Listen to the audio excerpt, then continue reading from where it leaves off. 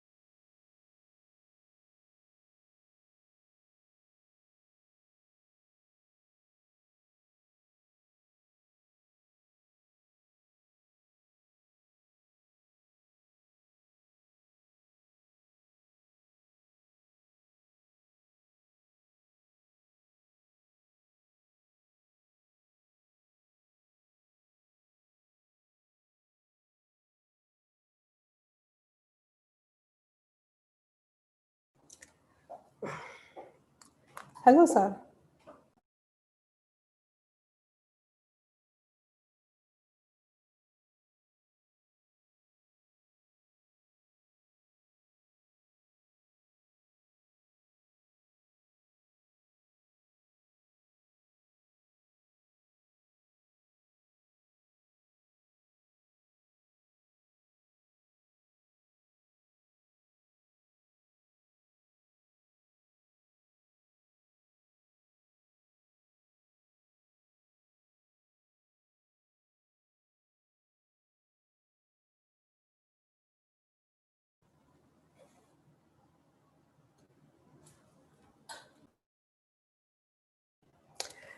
Good morning, everyone. Good morning.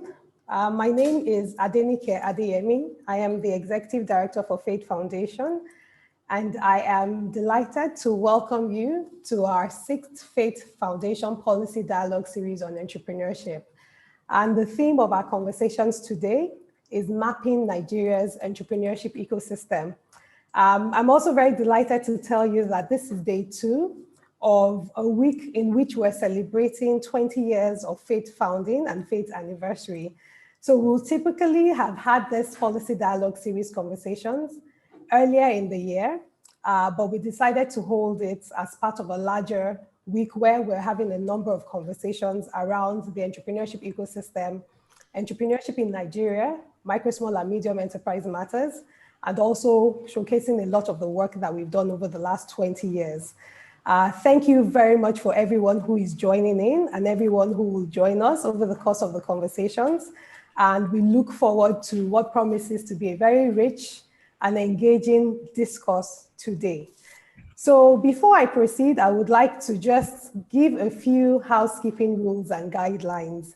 As we know, this is a webinar format, and so it would only be the panelists that will have video and audio time. But we would like to know each and every one of us that is joining in today and joining our conversations. So please feel free to use the chat box to tell us your name, your organization, and also what you do within the entrepreneurship ecosystem. We can see that quite a lot of our guests are also joining in already, and we're excited to know about you and also the work that you do within the space. We also have a Q&A box, and the Q&A box will only be used for questions. So if you have any questions for Faith Foundation or questions for our speakers today or any of our panelists, please do use the Q&A section and the Q&A box. And try to please keep your questions brief and straight to the point.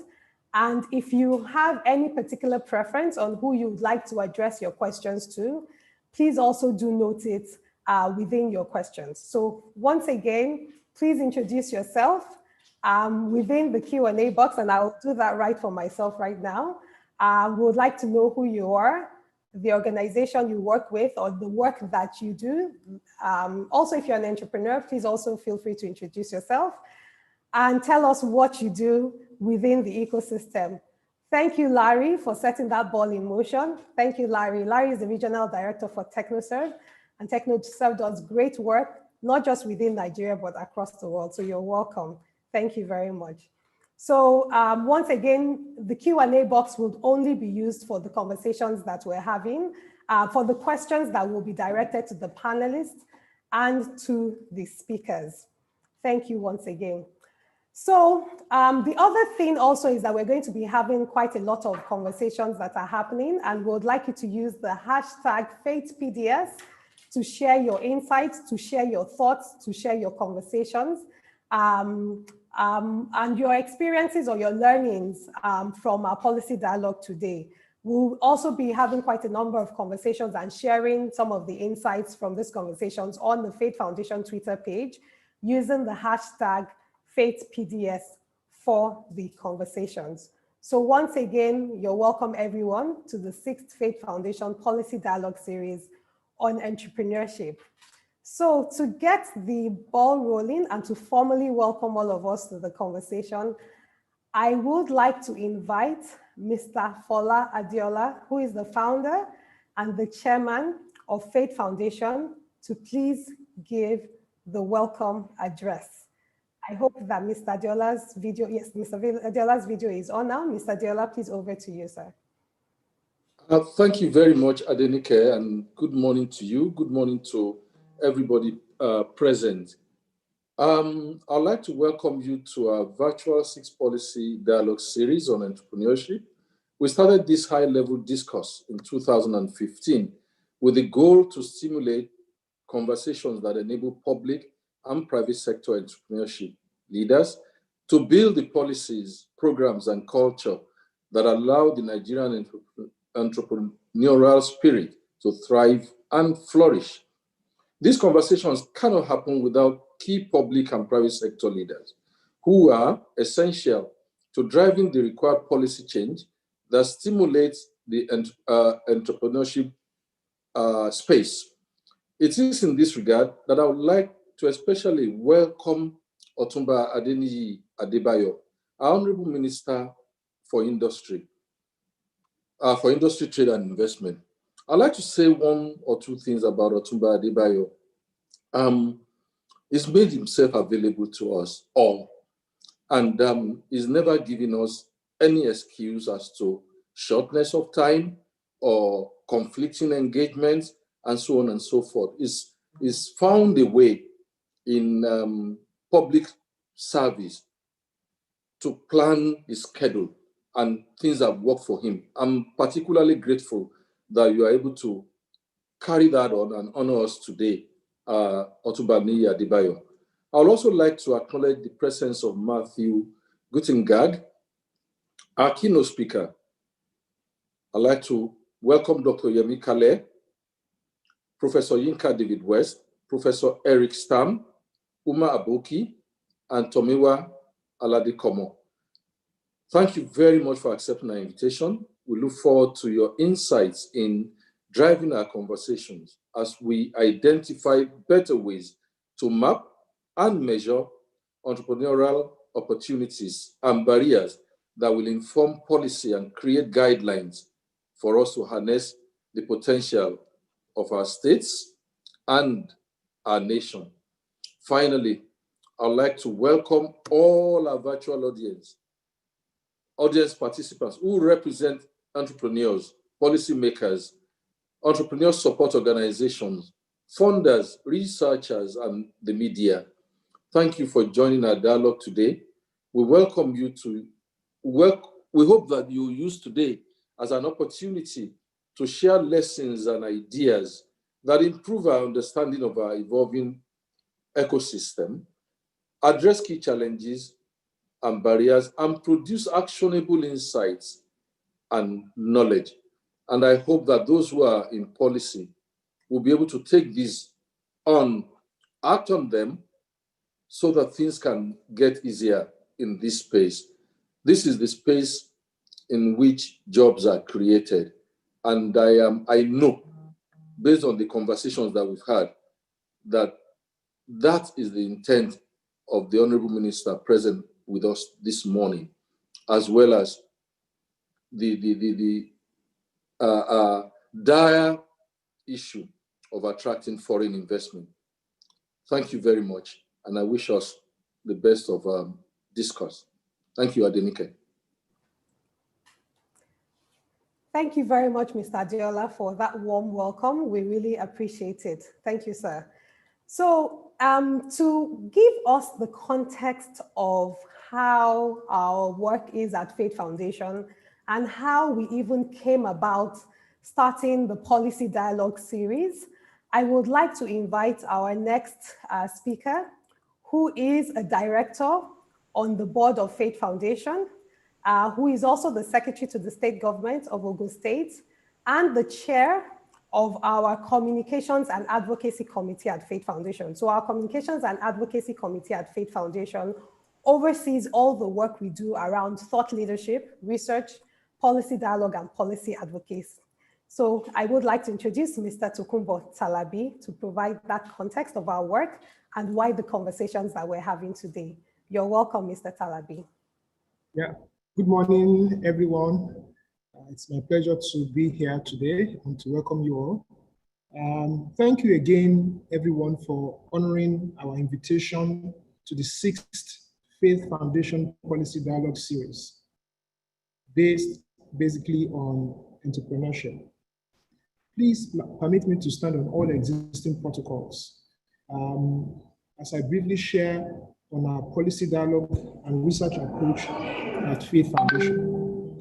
The Faith Foundation Annual Policy Dialogue Series on entrepreneurship is a platform that brings together high-level policy stakeholders and key players within the Nigerian entrepreneurial ecosystem.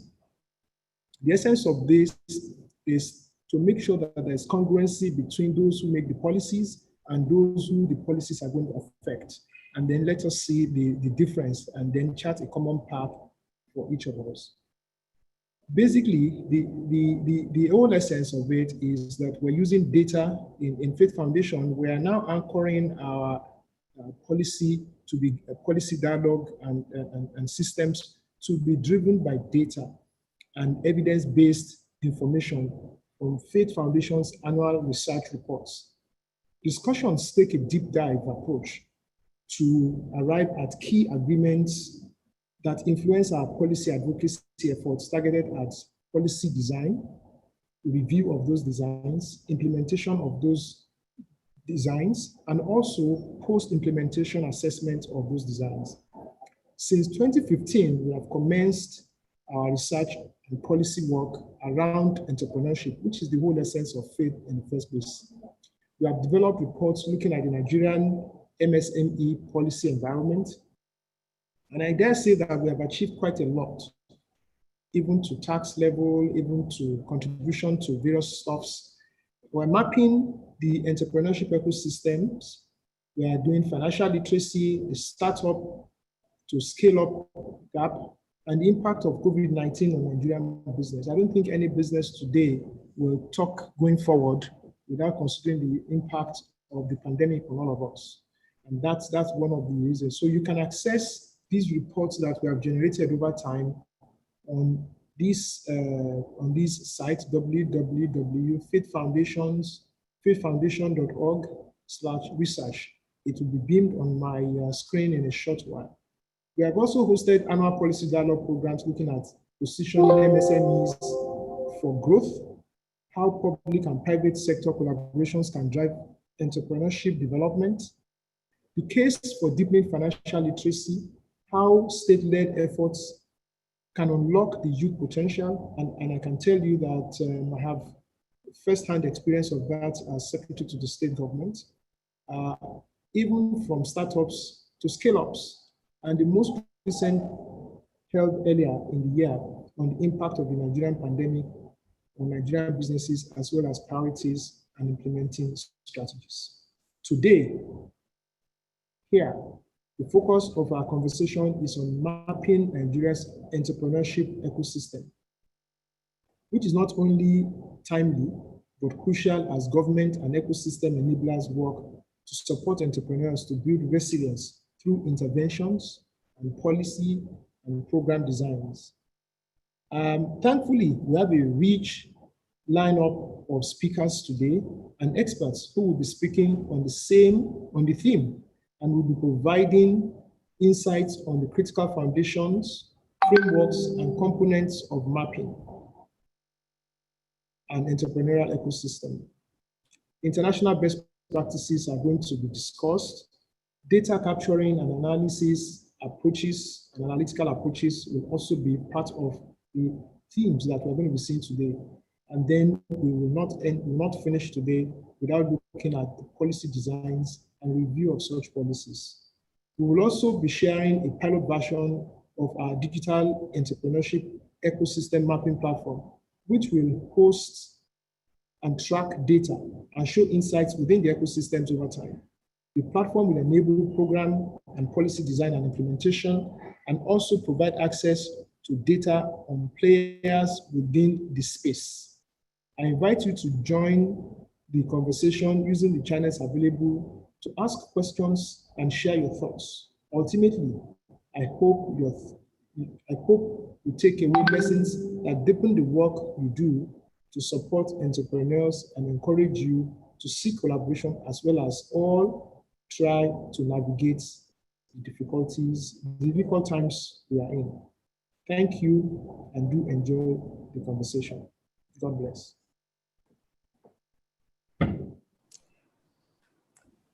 Thank you very much, Mr. Talabi. Thank you very much. Thank you for providing the context behind how we started this work, why we started this work, and also some of the work that we do here. For the link to our research reports, we will be putting that on the chat screen shortly. I know we've put that there, but we will put it again. And thank you very much, sir. So once again, for those who are just joining us, this is the 6th Faith Foundation Policy Dialogue Series on entrepreneurship. And the theme is mapping Nigeria's entrepreneurship ecosystem. And we can already see some questions on the Q&A segment. So if you already have any questions ahead, before we start, please put them in the question and answer box. But please also do introduce yourself using the chat box that's available. And we've seen, we welcome Daniel, we welcome Ms. Mabogunje, Hamad Bindawa from the NDIC, Dr. William Dare, and the list goes on and on and on. Thank you very much to everybody that has joined and will be joining the conversations. So right now, I would like to move to introduce our keynote speaker for today. Our keynote speaker for today is Matthew Guttentag, who will be delivering the keynote address on the importance of mapping entrepreneurial ecosystems. Matthew is the Director of Research and Impact at the Aspen Network of Development Entrepreneurs, also called ANDE. ANDE is a global network of organizations that propel entrepreneurship in emerging markets. And they have conducted ecosystem snapshots, of which we've even been part of, on cities in Nigeria and countries across Africa. ANDE was launched in 2009 with 34 members, and they now have over 280 members who collectively operate in more than 150 countries. Members of ANDE include both for and nonprofit investment funds, capacity development providers like Faith Foundation, research and academic institutions, development finance institutions, foundations, and corporations from the world. And so I also have to say that it's probably about 4 o'clock Matthew's time in the US. So we do appreciate him joining us very, very early to join our conversations. And we look forward to his keynote presentation. And we will be enabling your screen sharing if that hasn't been done. So over to you, Matthew. You're very welcome. Thank you.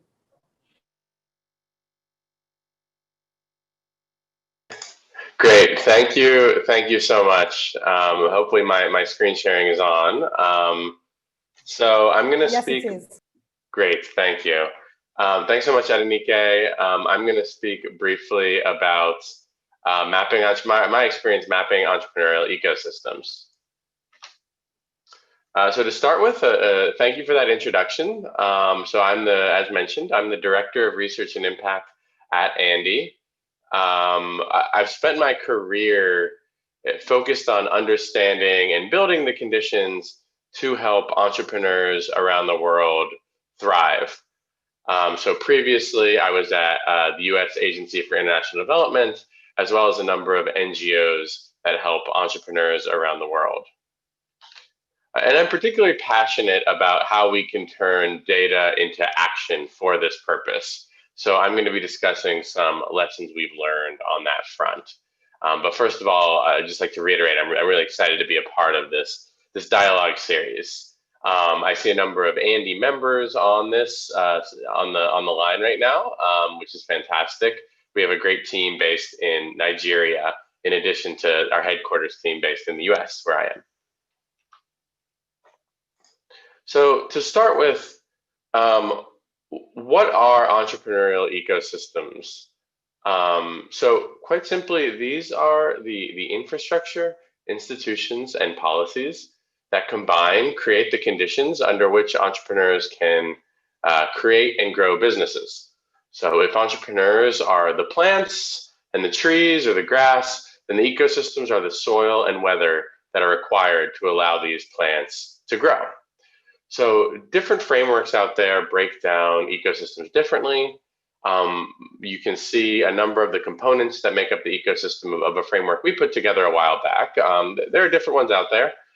Broadly speaking, though, there's a lot of similarities. It's some combination of capacity building organizations, financial institutions, the human capital, of course, the policies and regulations, the infrastructure, and of course, the markets themselves that entrepreneurs must navigate and understand in order to grow.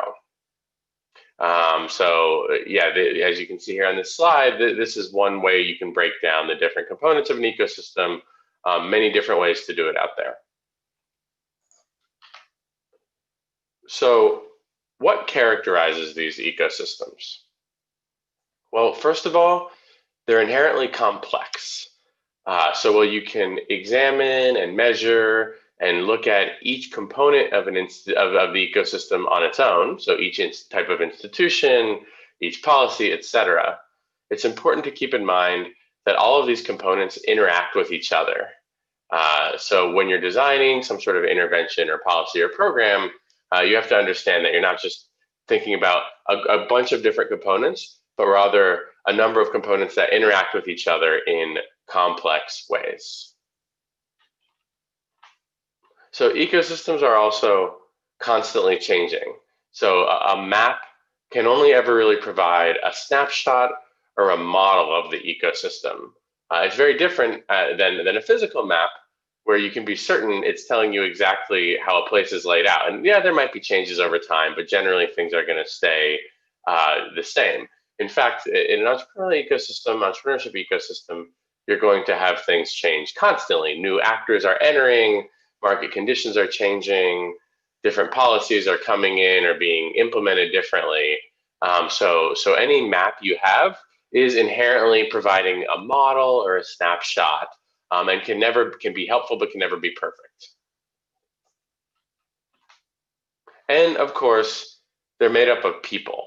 This can actually be easy to forget when you're creating these abstract models and presenting them in different ways, and you're abstracting up and talking about institutions and policies. It's important to kind of ground yourself in the fact that all of these institutions, all of these policies, all of these frameworks are made up of and driven by individual people who have their own incentives and motivations. And so when you're talking about changing them, you're not just talking about changing, abstract concepts. The only way that can happen is by actually changing how people do things on the ground and the incentives of those people. There's a famous saying that when talking about models and modeling things, that all models are wrong, but some are useful. And I would personally say the same thing is true about mappings of ecosystems. They are inherently wrong, or at least incomplete in their ability to fully capture 100% of the dynamics, 100% of the actors in an ecosystem. But when done well, and I know I'm going to be talking a little more about what that means, and there's going to be a lot of dialogue on that today, but they can in fact capture enough and present that information to be extremely useful. So I'm going to talk a little bit about, based on our experience, why it's important to do these mappings. So Andy, as Adenike mentioned, Andy has been doing our own mappings for a number of years across many different ecosystems. And so we've learned quite a bit about what people do and don't get out of these efforts. So first of all, one thing that's really important is they provide a shared understanding of the context in which an entrepreneurship support intervention, be that a program of some sort, or a policy of some sort, or a new organization that's coming in, will be carried out. So this happens by providing data that can collectively help actors understand what are the gaps in the ecosystem. So where should my program be addressing things? Where is it really maximizing the impact by program or policy by addressing one of the biggest gaps in the ecosystem? And also, well, where are the strengths and where are the dynamics of the ecosystem that my policy is addressing? My policy or program be building on a strength that's already there, or is it reliant on some assumptions that maybe aren't actually true? So being able to check some of the assumptions around the strength the program is building on or a policy is building on, as well as whether a program or policy is addressing some sort of gap. We've seen in this case also international organizations that are expanding into a new geography, for example, really being key users of our ecosystem snapshots, because it helps them figure out how they might fit into the existing ecosystem rather than flying blind. They can really design their program and design their entry to the market in a way that makes sense given the local context. It can also serve to quickly connect relevant players in the ecosystem. So in some places there's already very good coordination among different actors, different institutions that are doing work to support entrepreneurs. But what we found is this is often not the case. In fact, you often can have two different organizations that are doing relatively similar things, or especially doing complementary things. So maybe you have an accelerator and you have investors, or maybe you have a bank or a financial institution and policymakers, and they're all working on the same issues, but they don't necessarily have forums to talk to each other and identify each other. And having one place with comprehensive information on who's doing what can be really useful for that. It can also, by providing this information, help people avoid different inefficiencies, like duplication of efforts. So we've heard in many instances where you might have a new program or a new organization being set up, only to find out that it's very similar to an existing program that's out there. And so rather than coming in and finding a market gap, coming in and finding duplication of efforts. And now, of course, this can be okay. You do want some competition in terms of entrepreneurship support services. But if the parties are unaware of this competition, then it's probably not helpful, in particular when it's being something that it might be supported through subsidies or public funding. So you want to make sure that's going to the area of greatest need. And finally, when done over time, and when the data from the mappings are tracked over time, it allows policymakers and practitioners to see change happening over time, and to understand on some level whether their interventions or their policies are actually leading to change. Now, obviously, attributing any change to any one intervention or policy or program is very difficult, but at least you can see over time, what's happening. Is the collection of our efforts moving the needle, and allowing everybody to see that in sort of a shared way. So I'm going to talk a little bit about how we can map ecosystems. Now there's many ways to do it, and I'm really excited about what the Fate Foundation is doing. There's many different approaches. I'm sure many of the panelists on here have been involved in efforts and can speak to a variety of approaches. And in particular, excited to hear about Fate Foundation's approach. But I wanted to give a couple of examples of different mapping approaches that I've been a part of over the years. So first of all, many of our mappings are what you might call kind of resource mapping, which is basically taking stock of who's doing what and what's going on to support entrepreneurs, the programs, the finance, the policy making. And the advantage of that is you can kind of aggregate all that information to understand, well, where are the gaps and challenges and strengths, but you also get all this information really specifically about who's doing what, which can be, useful not only at the aggregate, but really at the individual level in order if somebody wants to identify a specific organization, if I'm an entrepreneur, a specific organization that can help me, or as I mentioned earlier, to coordinate among support institutions in the ecosystem. Another example is kind of network mapping. So this is looking at relationships among individuals or organizations in the ecosystem. So this is a bit of a different approach where it's a little more modeling dynamics of the ecosystem rather than breaking down exactly who's doing what, because in really acknowledging that, oh, well, relationships are really important, and how organizations and people interact can tell you something about how the ecosystem works. And then another approach looks at what could be called factor mapping.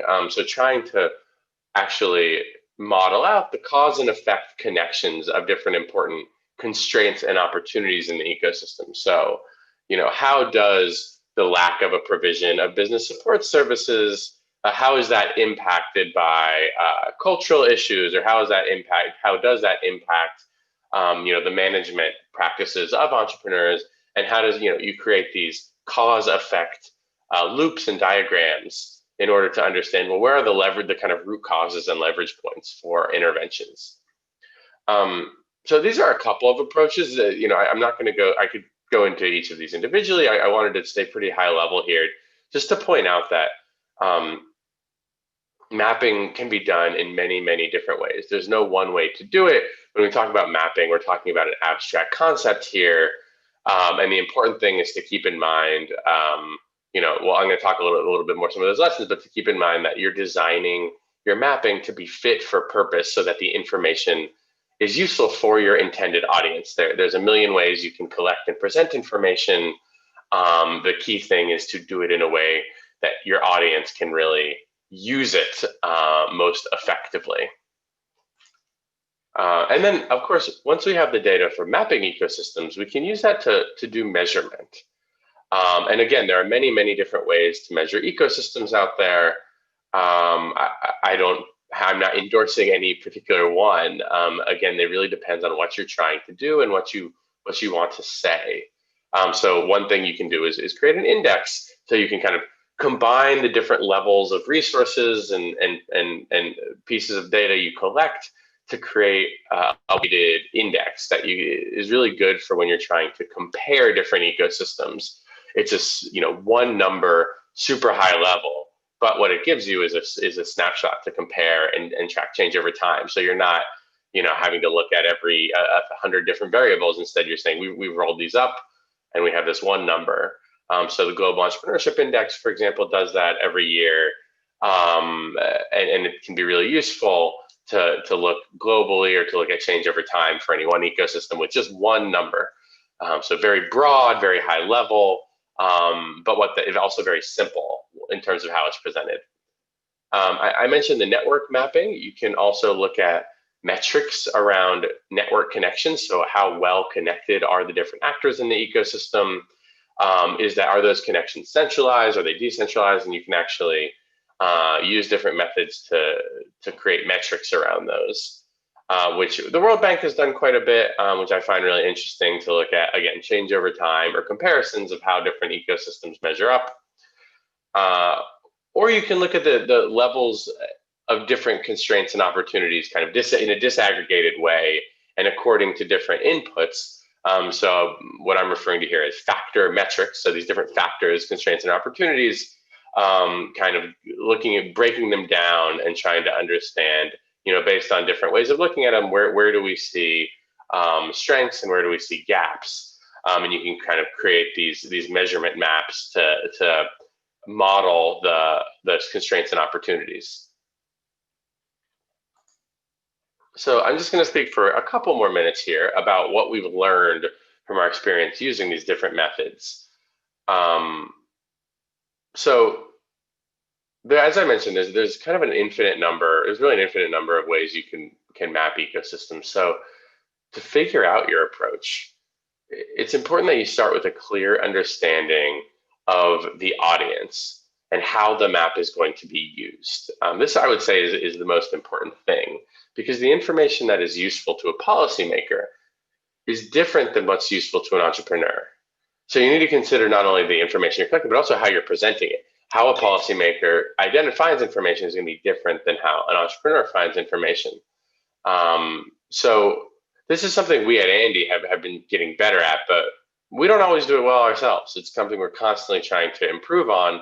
And that's why having these sort of dialogues up front is so important, to really understand, well, what information do people need? How are they going to use it? because you can create the most beautiful, complex map in the world, but if it's not giving information that a specific person needs, then nobody's by definition going to use it. It's also important to keep in mind that ecosystems change quickly. They change constantly. They change immediately.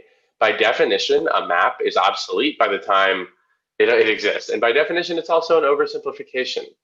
So it's important to consider that and think about how quickly changes in exactly kind of the level of data you're collecting might occur, and how that's going to affect the relevance of the mapping, and how you're going to account for that, and how you're going to handle that. Now, that's not to say that you have to constantly be changing the map.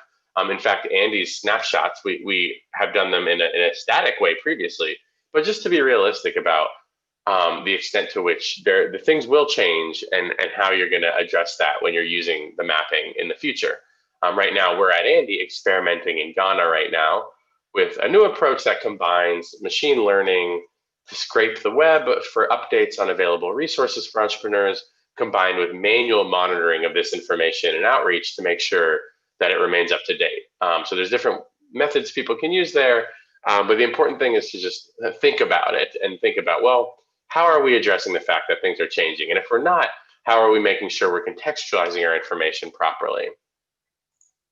And finally, engaging stakeholders that will use the map throughout the process is really critical. It slows things down, but it keeps things useful, and it makes sure they're useful. We're often asked with our mappings why we can't do them faster, because we take quite a while when we're doing one of our mappings. And a big reason is we deliberately slow things down in order to create engagement points for ecosystem stakeholders. Because we think this is really important to make sure the information is correct, that the information is useful, and that there's uptake of that information after we've created the map. So that's why I think these sorts of points, check-in points and engagement points are so important, even though they inherently slow things down. And in theory, you could collect data more quickly, put it on a website, boom, it's done. But if you don't have this engagement, it's not going to end up being useful. So finally, for the last, I think 2 or 3 minutes I want to talk a little bit about, where I think mapping, ecosystem mapping can go from where we've been.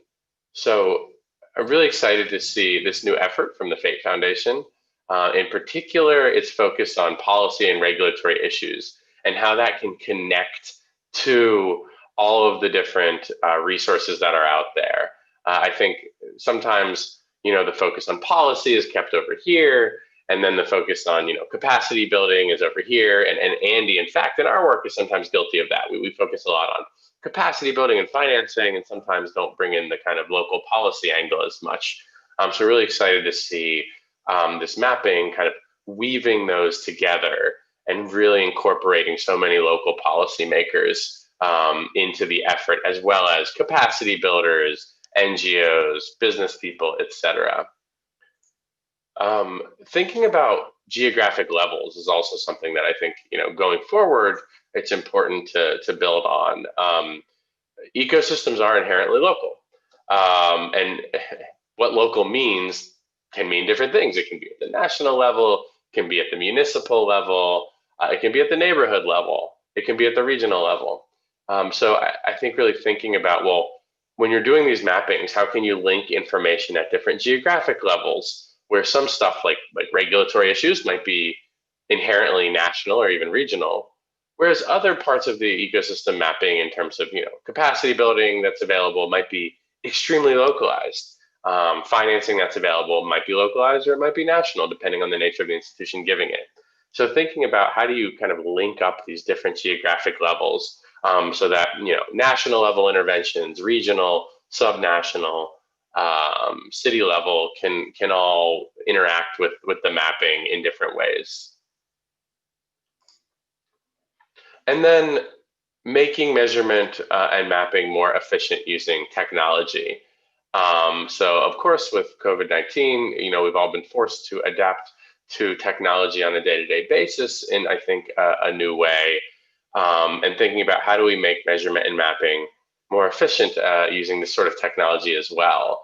Well, in-person engagement and data collection can be really useful. There are also different tools out there that can make it more efficient and finding ways to get that data, update it in a way that is efficient for the pieces you want to be efficient, and focus on the kind of slow, deliberate engagement for the pieces you want to focus on there, rather than spending all of your time cleaning data, which is something that we've done a lot of, and I think we're trying to be more efficient with. So I will wrap up there. Hopefully that gave everybody a good grounding in what we're talking about when we talk about entrepreneurship ecosystems, and what we mean by mapping the different pieces of the ecosystem, and some takeaways as to things to keep in mind as you go about this dialogue and this fantastic effort. I'm going to try to stick around for the Q&A, though, as Adenike mentioned, it's kind of the middle of the night here, so it may be a little bit hard for me to stick around for that long. But if I'll try to be around, and if you have any questions, you can drop them in the Q&A. I'll try to answer them directly in the chat. But also here's my email, so you're welcome to email me at this address. Thank you so much.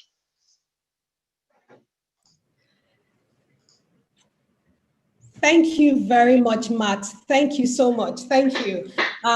So what Matt has done really is set the context for the conversations, and a few important things in which he shared. There are different ways of mapping the ecosystem, and people do it in different ways. So it's very important to understand what's the purpose to which we're doing it, who is it for, what would they use it for, and how do we get the data that will be useful for them. I think one of the very important things that Matt also emphasized was the importance of engagement. So how do we sort of bring in a learning and sharing approach to it, even as we're doing this mapping? And it's never static, it evolves. And I'll be introducing Amaka shortly, and she would also tell you some of our own experience even on this path, because once you put something out, it really changes, particularly a place like Nigeria where things change and evolve very quickly. It's very important to note that. He also talked about how the different types or different ways that people have mapped, and we'll be getting some of those additional experience sharing when we move to the panel conversations, and how people look at either maybe showing what resources are available, or how the connection and linkage points, or even some of like the gaps and the opportunities in the space, particularly if we're having a conversation like this where we also want to point and link it to policy making and policy conversation. So thank you very much, Matt. If we have any questions on Matt's presentation, we can already start to share it in our question and answer segment. Once again, we'll only be taking questions that are put within the question and answer box. And the chat is for us to introduce ourselves, talk a bit about our work, the work that we do, that each of us does, and also the work that we do in relation to the ecosystem. There's a poll that we have that I'd like to call up now. I don't know if we're ready. We thought that it was interesting. It would be interesting to see the different types of roles that we all play within the ecosystem. And if the poll is ready, if the Faith Foundation IT team, Ahmed, do we have the poll ready to be launched? Yes, fantastic. So please just answer our very brief question. It will take you probably 20 seconds. Which segment of the ecosystem best describes your primary focus? So we know there's some of us here who are doing quite a number of things. We want the one that you feel best describes your focus. So, okay, this is interesting.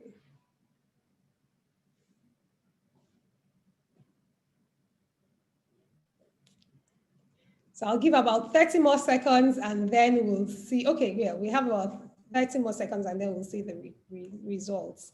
But it seems a lot more people, but not even up to a quarter in the enterprise support space. Let's see. Okay. So,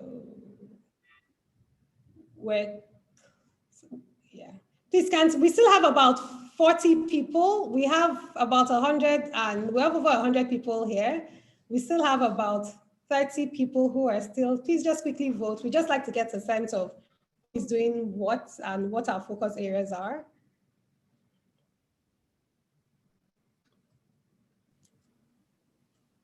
Okay, great. I think we can close the poll now. So from the results I have, we have 27% of us are entrepreneurs.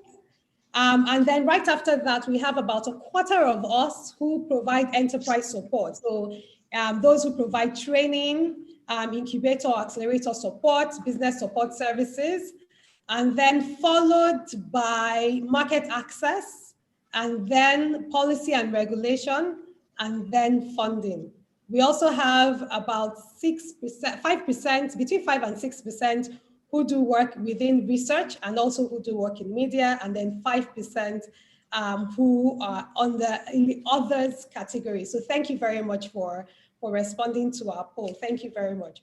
So the next thing we'll be discussing right now is sharing some work we've been doing literally for the last 2 years around also trying to learn from our own initial approach to study the entrepreneurship ecosystem in Nigeria and how that has evolved over the last 18 to 24 months.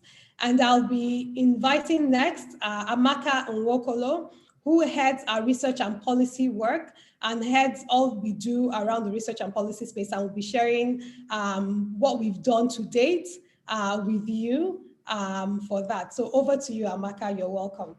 Thank you very much.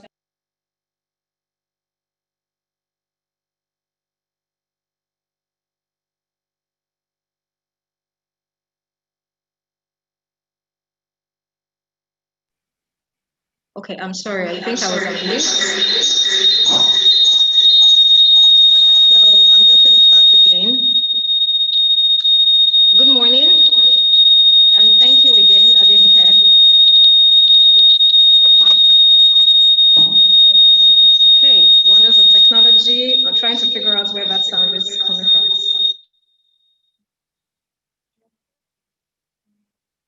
Okay, are we good? Okay, thank you again, Adenike. Good morning, distinguished speakers and guests. Please permit me to stand on all existing protocols. And thank you, Matthew, for that very detailed background you provided on mapping an entrepreneurship ecosystem and just the dynamics involved in mapping ecosystems. In a few minutes, I'll be sharing a visual on the Enterprise Data Map, which is our project, and it's a platform developed by Faith Foundation to map data on key players within the entrepreneurship ecosystem. But before I proceed, I would like to provide some background on the project.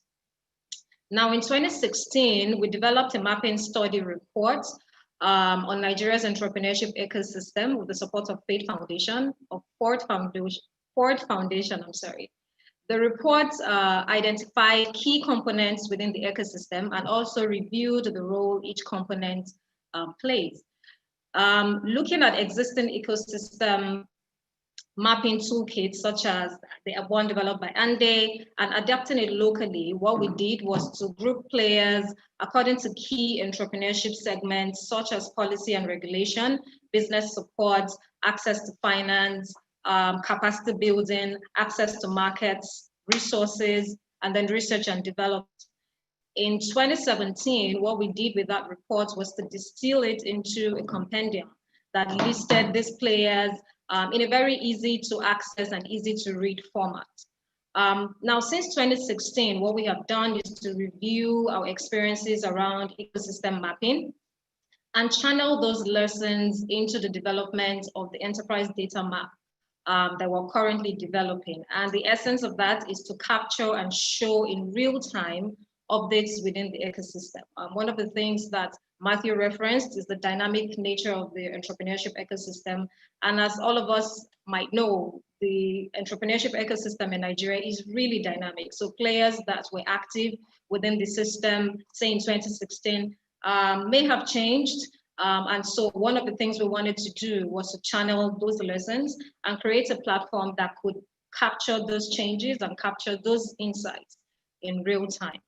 Now, the goal with the enterprise data map is to be an online centralized data source, providing a bird's eye view of entrepreneurship ecosystem players, capturing data in real time, showcasing MSMEs and startup data, and also ecosystem enablers along state and sector focus who provide or enable policy and regulation, training, business support, funding, access to markets, resource linkages, and also research and development.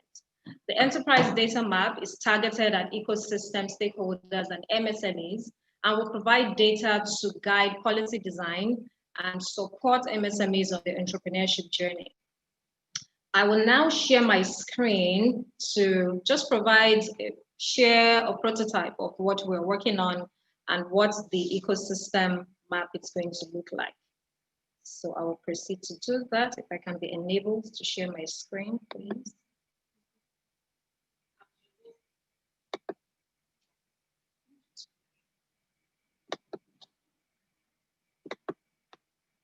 Okay, I hope we can all see my screen. Excellent. Now, this is what the mapping platform or the enterprise data mapping platform looks like. This is the interface. I think this is better. Let's go to slideshow so everyone can see it. Okay, I think that's better. So this is what it looks like. You can access over 6,000 data points on this platform. And what we did, like I mentioned earlier, was to group players within the ecosystem according to the entrepreneurship segments you see down below. So we have players on business support, training, funding, market access, research and development, policy and regulation, and we have MSMEs and startups.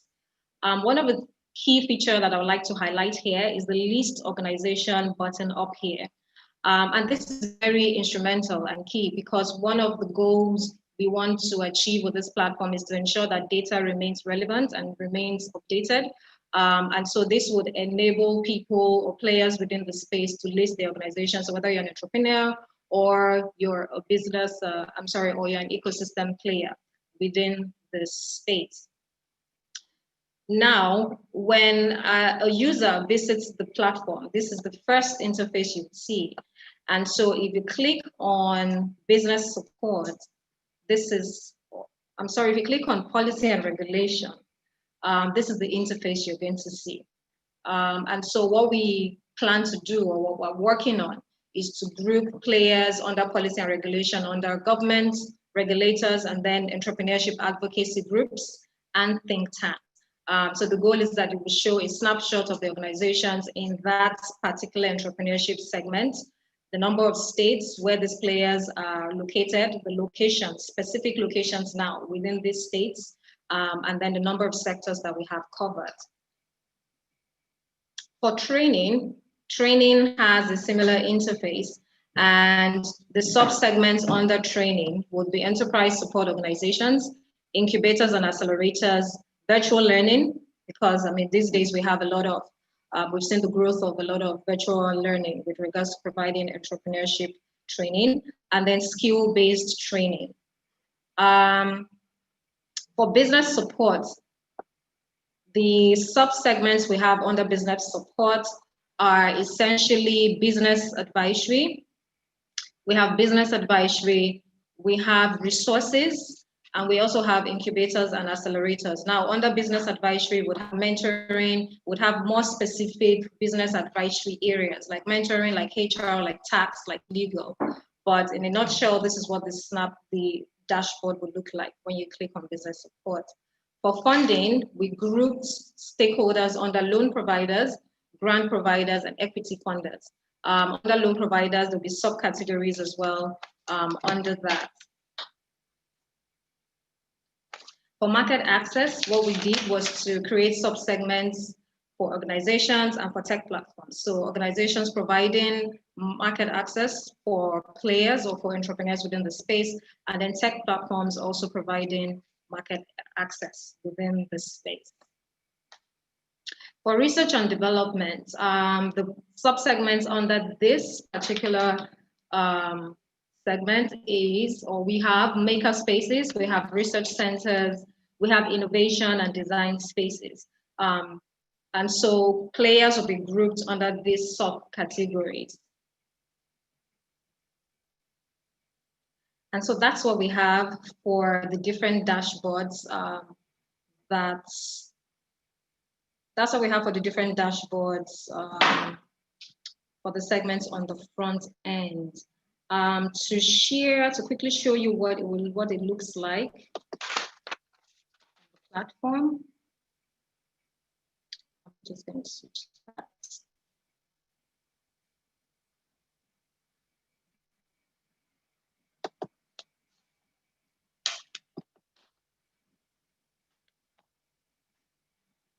Okay, so quickly, this is what it looks like on the platform. I hope everyone can see me. This is sort of like a live feed. It's not gone live really, but it's still work in progress. So I click on this and then it takes me to the interface I just shared in my presentation. Okay, so that's what we have, but this is what it's looking like. So data is still being populated, but essentially this is what it looks like. And then you have all of the other fields live, and people can access data on each particular segment. Okay, so I think I'm going to stop there for now and take questions if there are any. So the goal with this is to actually share this after the dialogue so we can get your feedback and get your inputs, because again, it's still work in progress. So it would be great to channel some of your thoughts around that. So if there are questions with what I have just shared, I have a few minutes to answer some of those. So in the absence of none, thank you very much. Over to Adenike. If there are questions, I'll be available throughout the program to answer. Thank you. Thank you very much, Amaka. Thank you very much. So what Amaka has just done is present our work in progress. Again, we're also learning, even though we've been on this journey for about 2-3 years, we're all learning on this like you are. What we want to do is to have, as she said, a centralized data platform where it's easy to view who is doing what and where and how. And at some point, also segment that data along sector levels and along state levels too. So we'll be happy to get your feedback at some point, and we'll be inviting all of you to provide your feedback and insights into that. Thank you once again, Amaka. So we'll move on to the panel conversations right now, and I believe we have all our panelists who are live and right here with us, and you're welcome. And the first panelist, our first panelist who I'd like to introduce is the Honorable Minister, Otumba Adeniyi Adebayo, who is the Honorable Minister for the Federal Ministry of Industry, Trade and Investments. Otumba Adebayo has extensive experience in project finance, oil and gas, commercial law, and business facilitation. Otumba Adebayo leads the work of the Ministry of Industry, Trade and Investment to formulate policies that will create wealth and employment, reduce poverty, and stimulate the growth of the domestic economy through industrialization, trade, and investment. And this includes stimulating the growth of domestic micro, small, and medium enterprises, and also the development of a renewed roadmap to increase Nigeria's foreign direct investments. You're welcome, Honorable Minister. Our next speaker is Lola Talabi Oni, who will be representing Dr. Kale. Dr. Kale is the Statistician General of the Nigerian Bureau of Statistics, and Lola is the Technical Advisor to the Statistician General. Dr. Kale's work is Dr. Kale is responsible for coordinating the statistical operations of the National Statistical System to produce official statistics across federal ministries, departments, and agencies. both at the federal, state, and the local levels.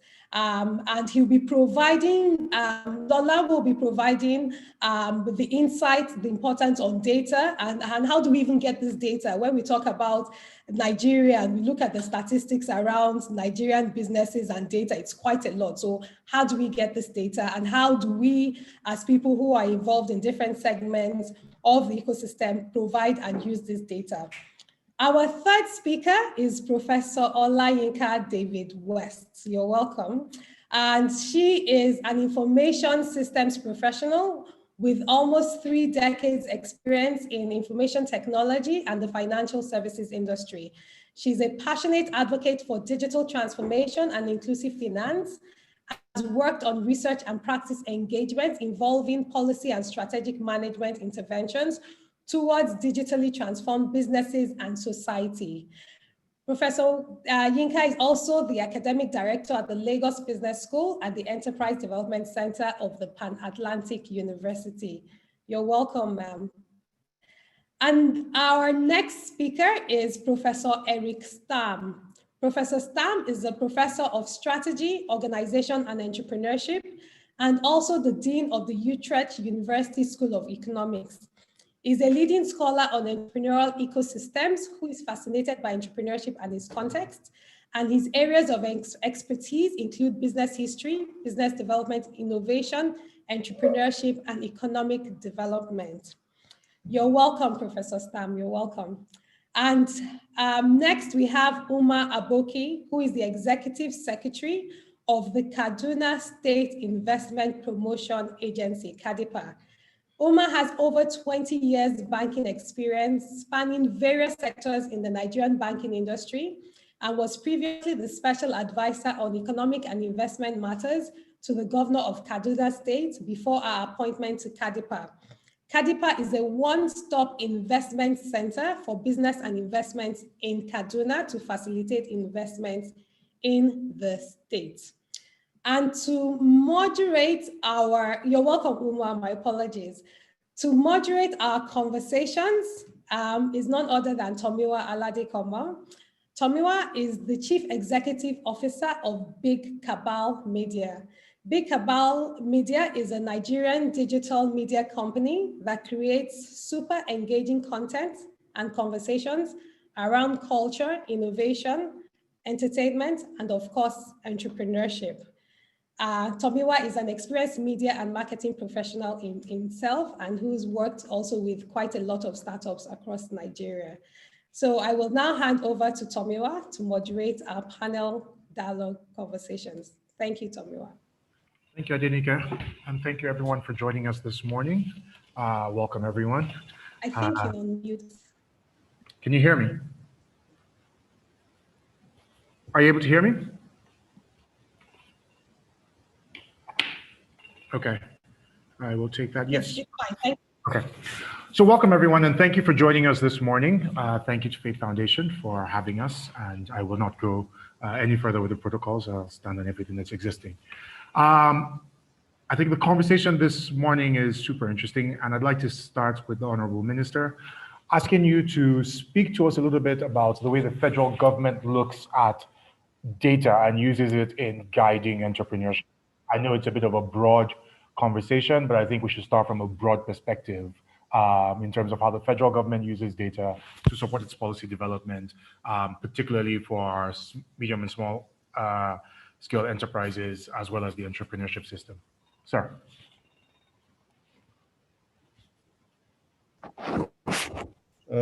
Distinguished panelists, ladies and gentlemen.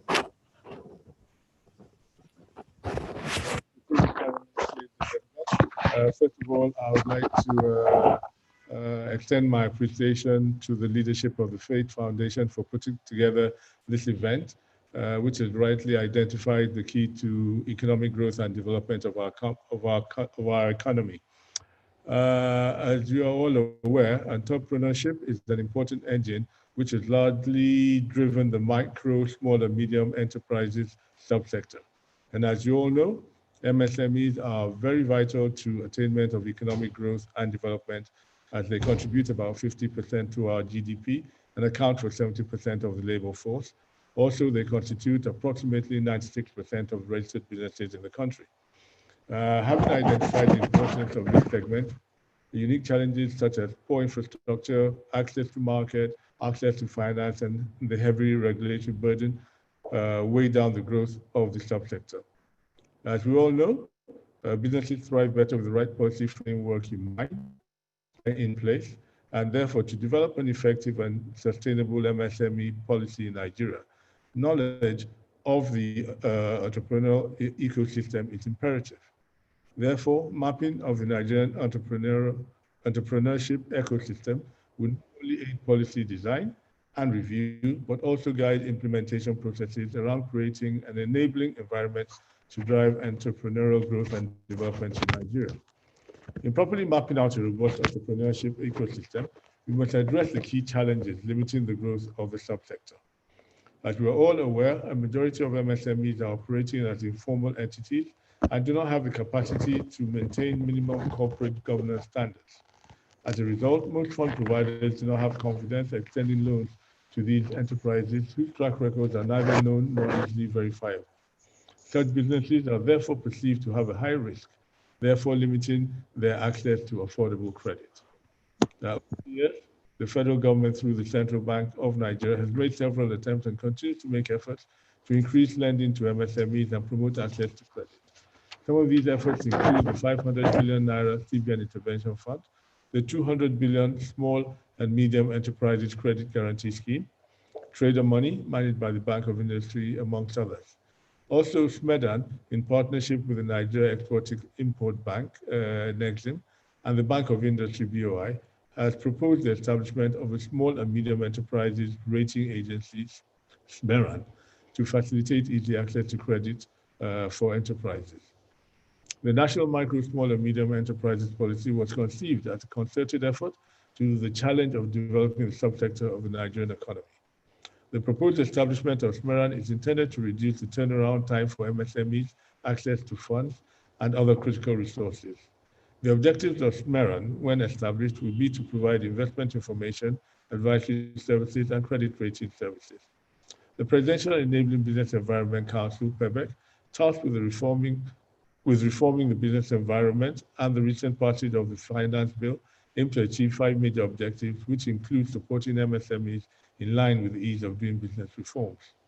The launching of the 60 billion naira MSME Survival Fund and the 15 billion naira MSME Guaranteed Offtake Scheme are core parts of the Economic Sustainability Plan, ESP.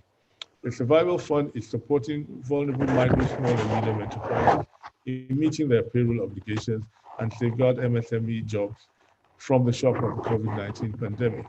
The scheme is designed to save at least 1.3 million jobs across the country, targeting an average of 35,000 individuals per state. The Guaranteed Offtake Scheme is particularly targeted at micro and small businesses and will save about 300,000 jobs and at least 100,000 MSMEs by guaranteeing offtake of priority products. In addition, 250,000 new business names are to be registered by the Corporate Affairs Commission, but at zero cost to MSMEs, while 330,000 transport workers and artisans will get one-time grants. At the height of the COVID-19 pandemic, the Federal Ministry of Industry, Trade and Investment initiated a responsive approach by creating an emergency operations center, which facilitated availability and movement of food items, pharmaceutical and other essential products across the geopolitical zones, and assisted over 100 companies to boost the production of PPEs, hand sanitizers, face masks, and ventilators during the lockdown. To develop our entrepreneurial segment and create a robust entrepreneurship ecosystem, we need to intensify effort on the following. One, we need to enforce Executive Order 003. We must promote locally manufactured goods.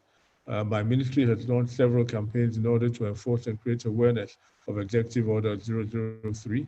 We call for cooperation and collaboration from various government agencies and the private sector to aid implementation of this laudable policy. Collaboration with the private sector. Participation of the private sector in designing solutions, suggesting practical strategies to address the needs of the enterprises as well as the unemployed, and providing constructive feedback all the time. We need to intensify efforts on capacity building. Capacity building is important for this segment, as this will assist the MSMEs in creating appropriate structures that will position them to be able to access funds easily. My ministry and SMEDA are open to more ideas and suggestions from other panelists to enable us achieve our overall goal. Thank you.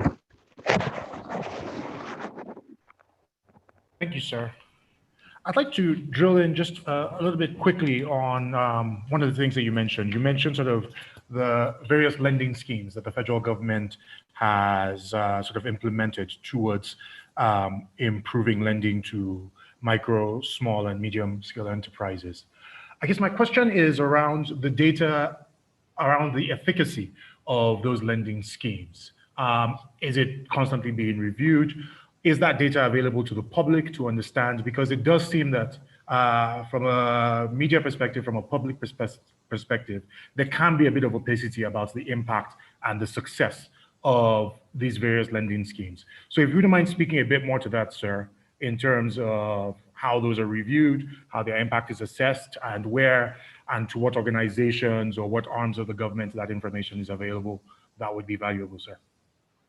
Thank you very much. Well, basically what we have been able to do is we gather considerable data and information through various agencies and programs that interface with the MSMEs, including from SMEDAN, the Bank of Industry, ITF, and the MSME clinics, and also the Nigerian Bureau of Statistics. In addition, we have also engaged in significant interaction with private sector bodies like the Manufacturers Association of Nigeria, the National Association of Small and Medium Enterprises, and even smaller bodies like Small Business Network of Nigeria. We get a lot of feedback from them, and the feedback has actually basically what we're even getting now, the feedback we're getting now is that there has been the level of engagement now is more than has been in the past. So we are getting a lot of feedback. We're getting a lot of data and information from these various bodies, and the current schemes that are being implemented now, we are using that to create a data bank as well. Okay. I think a key concern is the availability of that information to sort of, whether it's the press, whether it's independent organizations that are able to review it. Is there a plan at federal government level to make this information sort of publicly available so that organizations can look at it and sort of analyze it? Yeah, yes, basically right now we are in a position, what we're trying to do is actually put together all this data in the form of a booklet so that it will be made available to the public. We are working on getting all our data properly analyzed and put together so that we, like you have said, we can make it available to the public. Thank you, sir. Thank you, sir. We appreciate that. I'd like to move over to Lola Talabi Oni, representing, who is the technical advisor to the Statistician General. Lola, if I might ask about the way the National Bureau of Statistics conducts and shares data around sort of Nigeria's entrepreneurship ecosystem, and the way you interface with the Ministry of Industry, Trade and Investment, the Ministry of Finance. What is the relationship? What is the interplay of the data that you collect, the way they make policy, and the way those interact?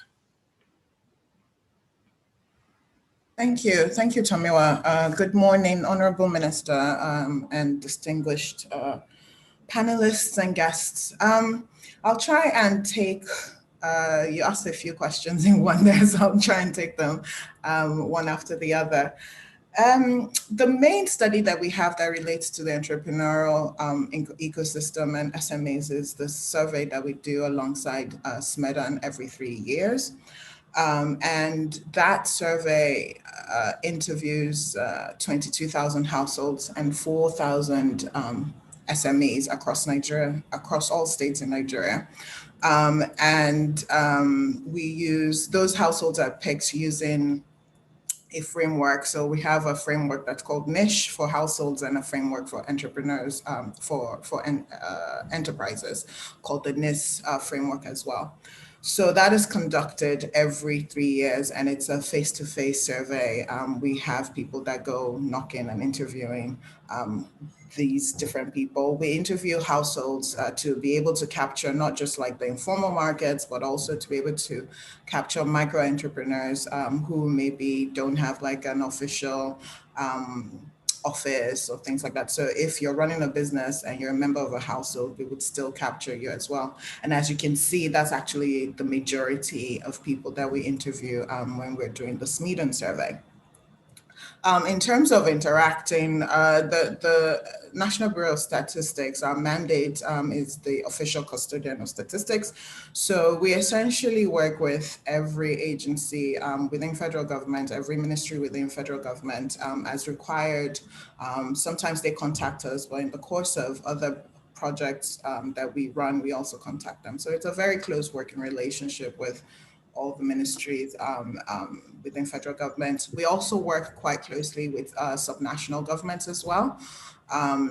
We have worked recently in trying to establish like state statistical agencies within those states themselves.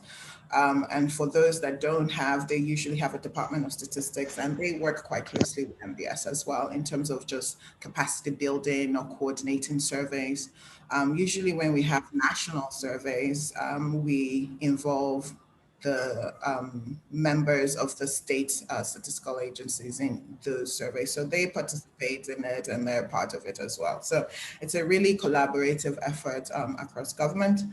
And I'm not sure what the last question was, but I think I've taken the two main questions that you have on how we collect data and how we interact with agencies across government.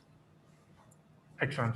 I think I'll just I'll push on just a little bit along that line and ask you to speak a little bit more about sort of the kind of indices that you look at in terms of evaluating each of these programs across the federal government, reviewing their progress and their impact, and then helping to feed that into sort of additional policy making. If you could speak to that. So, I mean, a good example is the lending programs that we just sort of discussed with the Honorable Minister. How would you assess the impact of that? Would that be your role as an agency? And then, yeah, how does that then feed back into policy making? I think Dr. Kale would want me to say, because he always mentions as well that, you know, MBS has been really co-opted within government in terms of policy development. But he would also want me to highlight that MBS, we focus on statistics. We're not a policy-making body.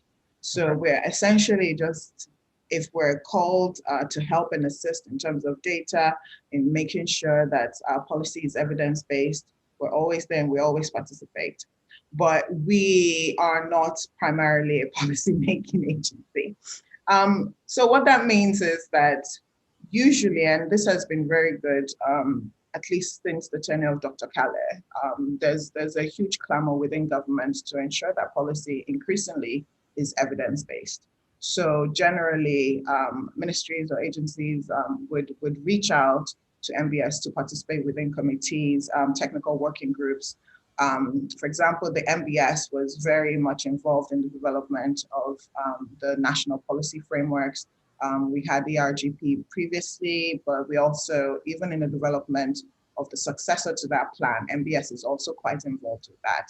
And by involved, I mean things like looking at GDP, looking at forecasts, looking at revenue, even fiscal sustainability. MBS is quite involved at the invitation of the ministry. I think I mentioned earlier that MBS is an agency under the Ministry of Finance, Budget and National Planning. So it is a very sort of sisterly relationship there.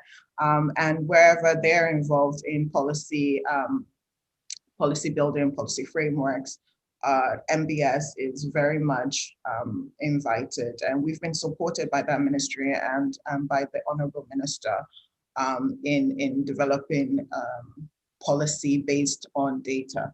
So I think that what I would like to leave is that it's growing.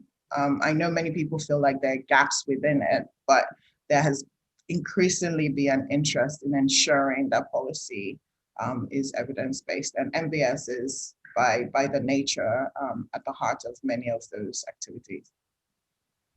Thank you, Lola. I'd like to move to Professor David West. I think the role of states is increasingly clear to everyone, and the importance of states in the development of sort of entrepreneurial ecosystem in the amount of supports they can create in the development of various industries. And so, Professor West, David West, I'd like to ask you to speak a little bit about some of the work that you've done in terms of mapping Lagos State's innovation ecosystem, as well as the role of the states specifically in sort of developing entrepreneurial ecosystems. Thank you, Tomiwa, and good morning, everyone. Well, it's a pleasure to be here, and thanks to the organizers. So when we did our innovation ecosystem mapping of 3 cities, Lagos, Cape Town, and Kenya, we did an innovation mapping system because those are the 3 key locations for driving tech growth in Africa. And we took a factors-based approach because we realized that innovation ecosystems and other ecosystems are complex with dynamic intricacies and interconnects between them. So in the factor-based approach, we engaged in 2 ways. We engaged by, first of all, looking at the research and the evidence in terms of what are the enablers and inhibitors, and then we gathered stakeholders together to sort of try and map and identify what are the vicious cycles and what are the virtuous cycles that we could leverage. And the whole idea of the method we used was really to identify leverage points, because the practice is that we need to build systems that would last and will endure and bring about social change. So it wasn't really just about understanding what happens or who are the resources in the ecosystem, but it was really about what are the dynamics that need to shift and how do the shifting patterns really enable the change that we desire within the ecosystem. And it was quite an interesting process because what we also tried to do was build it with a system mapping tool, which also made it visual. So it was easy to communicate and share with stakeholders over the time. And it's a process that it's evolving. So as we begin to see improvements in the ecosystem, we can begin to change and see what works, what doesn't work, and also continue to capture the different iterations and versions of the ecosystem as we go through the time. And we hope that we'll continue to use it and upgrade it and refine it. And then maybe also go to different cities and locations and understand what are the dynamics and what are the commonalities and what are the differences as well, because these things work in different ways. Thanks, Tomiwa. Are there lessons that you'd share for other people sort of working on this at subnational level, based on the sort of what you've seen so far in terms of trends, insights? Yes, which again, because we worked on Lagos State, we shared our findings with the LSETF, who are the primary funding body for the ecosystem in Lagos and also the community. And we hope that we'll continue to build on the dynamics to ensure that those leverage points can be removed. So for example, venture capital, access to training and capacity building, access to networks. So people like you, Tommy, will also come into the system because we need to build those networks and be able to connect entrepreneurs with good ideas, but maybe lacking other competencies and capabilities to the right type of ecosystems that they can thrive in as well. Fantastic, thank you. I'm going to move it to Uma Aboki to talk to us about how a different state, Kaduna, is approaching this. And so, Uma, if you wouldn't mind speaking to us about how Kaduna is gathering data and information on your own entrepreneurs, how it's guiding policy making, and what kind of impact you're seeing. Thank you very much, and thank you for inviting me for this. So for us as a state, it was critical for us to kind of get our agencies together, especially agencies that deliver services around what investors need, and try to do a scan on their processes and how we can eliminate all the bottlenecks that we have. So the first thing that we did was to get all the key agencies together. We created an ease of doing business committee that had the heads of all of these agencies to sit together and review their processes to streamline and take out the bottlenecks.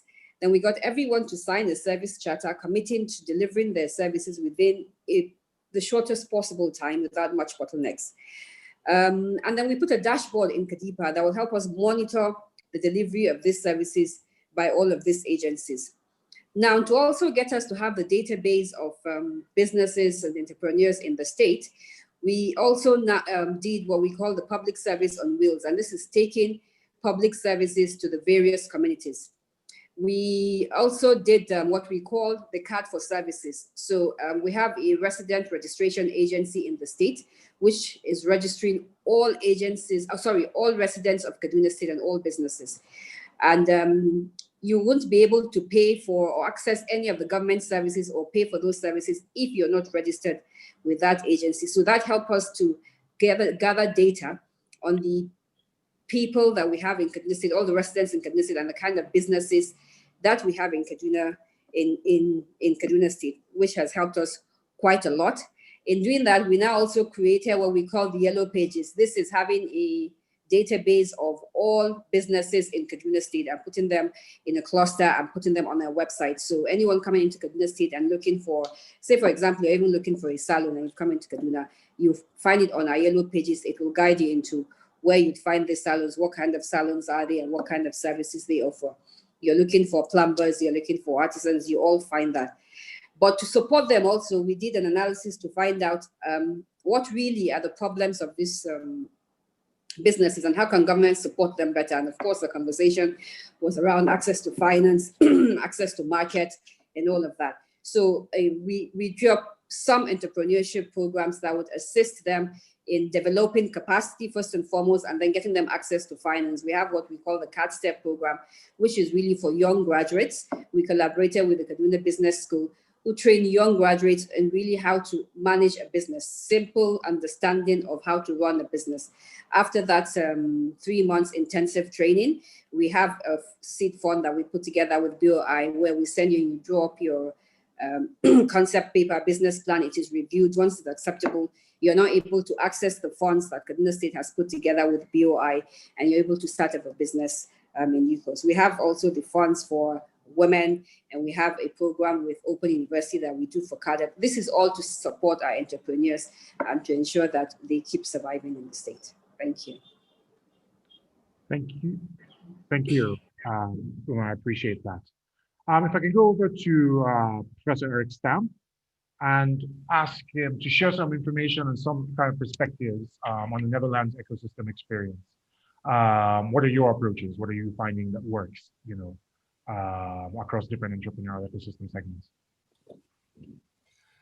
Yeah, thank you. First and foremost, I would like to congratulate the Fate Foundation with its 20th anniversary.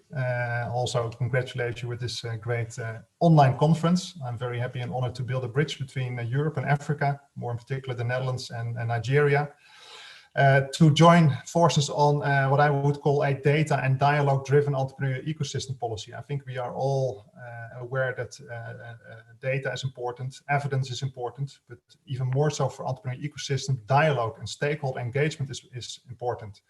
I always say that the best mistake you can make is by not involving entrepreneurs and other support organizations in building your entrepreneurship ecosystem. But how does this work? Well, the good news, I think, this is a continuous process of collective learning, and we can help you structure this. It starts with a proper diagnosis, then you have to involve a lot of stakeholders from the entrepreneurship world, but also the feeders, the entrepreneurial support organizations. And then you have a dialogue that enriches the data with local knowledge. Then you need to decide what is going to be the policy objective, what is the biggest gap or the weakest link in your system. And then if you, let's say, focus and say, well, it's finance, then you can look around the world and get inspired by other policies around the world to choose a policy instrument. And then, of course, the real work starts, because then you have to implement it, very often with the public and private parties that have been involved in the initial dialogue. And we also know that policies almost never really realize what they envision, because the world changes, doing policy is very hard. But that's not so bad if you at least learn from improving your policy. So you need to have data again to see whether the policies realize what you envision. And this policy process goes on and on over again. And this is really a way to improve each and every nation, region, and locality based on its own circumstances and on its own actions to improve it. And let me take you through some examples. I know you're in Nigeria, Lagos now. there's a lot of academic evidence on what are the elements, and I'm also echoing Matthew Gutentag's presentation. There's a lot of information and knowledge about what makes an ecosystem flourish. You need to have, let's say, around 10 elements that need to be in place, and you can use this academic insights to look for data on how well your region, your city, your nation is doing, because we all want to improve entrepreneurship levels, ultimately with the goal to reach higher levels of prosperity. So get the diagnosis right is the first step in entrepreneurial ecosystem policy. And this can be done on multiple levels. So if you're responsible for the nation, Nigeria, you want to compare it to other relevant countries, Ghana, Kenya, South Africa. If you're responsible for the states, you want to compare it with other states. If you're responsible for the city region, you want to compare it with other city regions. If you're responsible for Lagos, and Professor David West just mentioned it, you want to compare it to other metropolitan areas like Accra, Nairobi, or Cape Town. So you need to look for comparable benchmarks, because otherwise there's no opportunity to learn, so to say. You need to have data about it. You need to look for the appropriate benchmarks to see, well, what is my relative weaknesses or relative strength, and then have to have this conversation. Let me take you to a very quick journey in the Netherlands or in Europe. We've been doing this, so we compared the Netherlands with all the relevant countries. And then we also, within the Netherlands, there are people responsible for the state or for the province, for example, of North Brabant in the south of the Netherlands. And there are also people responsible for a city region, the Eindhoven region. And there are also people responsible for the metropolitan area in Amsterdam. And they do the similar things that you can do in Nigeria. So to think about what are relevant benchmarks and how can we compare to them. And we've composed all the data that we could find on these different elements, composed a entrepreneurship ecosystem index. And here you can see the Netherlands has an average value of 10. So you score 1 on each element. The province of North Brabant is slightly better, but that it's on average slightly better doesn't say anything about the heterogeneity of the elements within the region. So within the region, you can see over the last 2 years, finance has gone up. It is particularly strong in knowledge, and it has relatively weaknesses, for example, in leadership. But the province, just like a state in Nigeria, of course, is composed of very different city regions. Let me take you one level lower at the city regions within one province.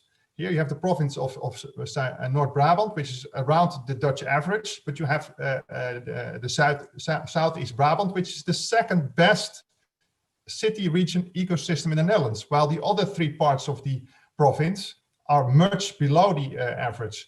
So just looking at the province data, so it would be the state level, sort of hides the data that is on the heterogeneity within the province. So you need to think about here, for example, you see that one region, the Southeast Brabant region, is very good in knowledge, very good in leadership, while the other sub-regions are performing pretty, let's say, bad on these dimensions, especially leadership.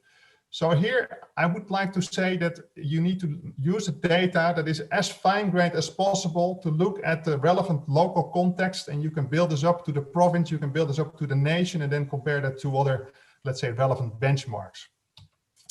I think the good news is that there's an increasingly data available on the particular level that we are interested in as a policymaker, as an entrepreneur.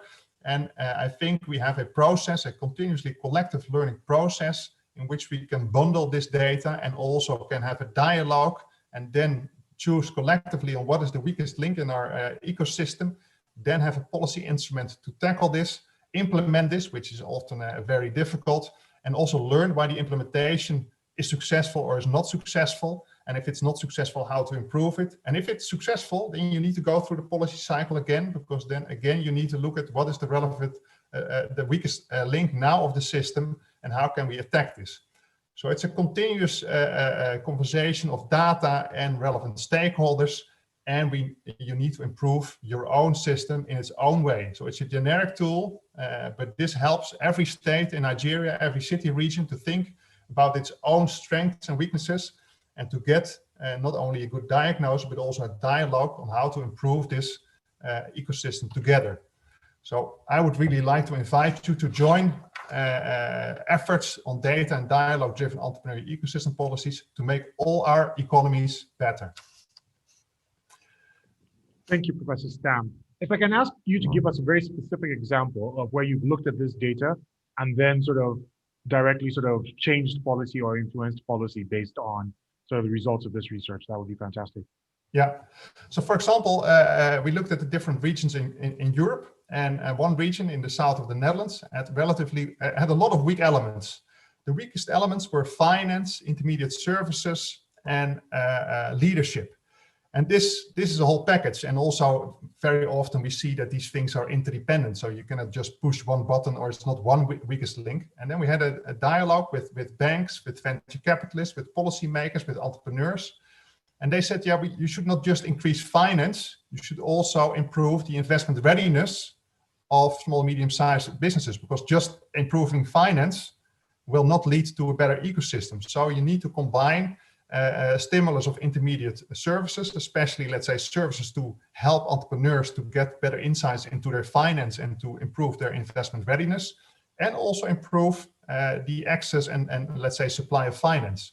So, and of course, I could not know that. I only delivered the data to get a good dialogue, but bringing together these different entrepreneurs, these bankers, these regional development agencies, we came to the conclusion that it's a combination of things that need to be tackled in order to improve this particular ecosystem. So the good news is that the data gives a good starting point, but you need to also have a dialogue with local knowledge and also to have a feel for the interdependencies to come to a proper policy action.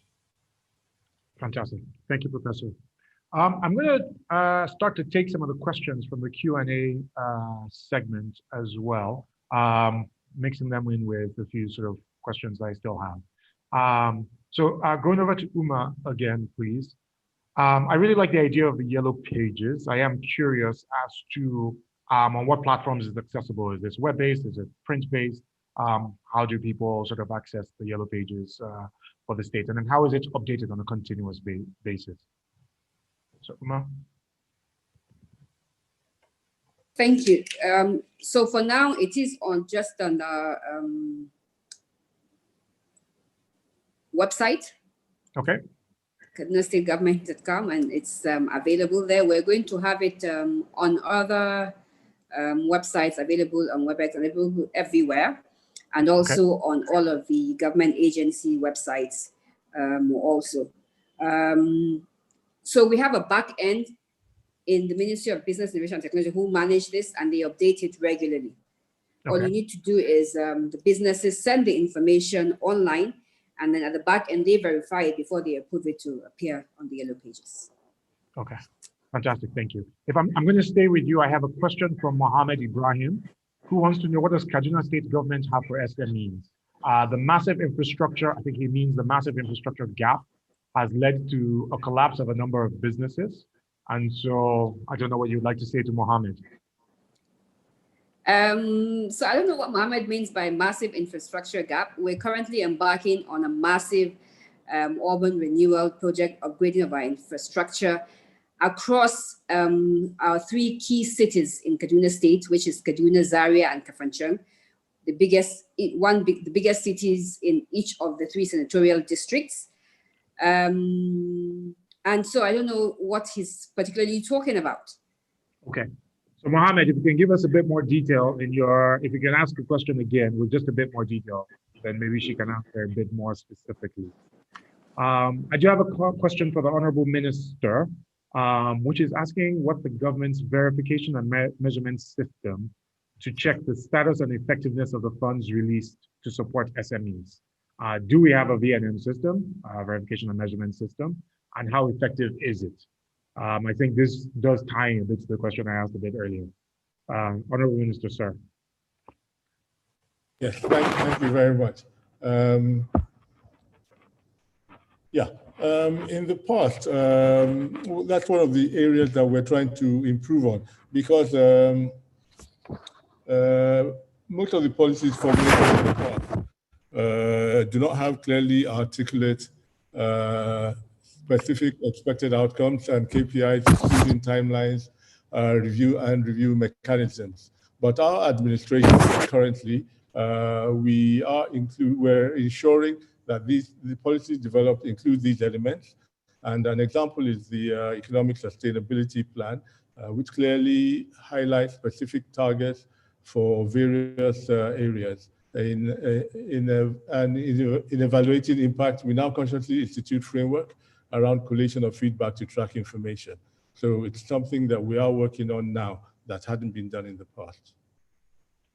Fantastic. Thank you, sir. I have a question from Eloho Iyamu, which I'm going to direct to Professor David West, which is, Eloho thinks the conversations have been great, but would like to know how mapping the entrepreneurship ecosystem affects her, I presume, as an entrepreneur. And I think the whole idea of mapping an ecosystem is to ensure that we can address low-hanging fruit.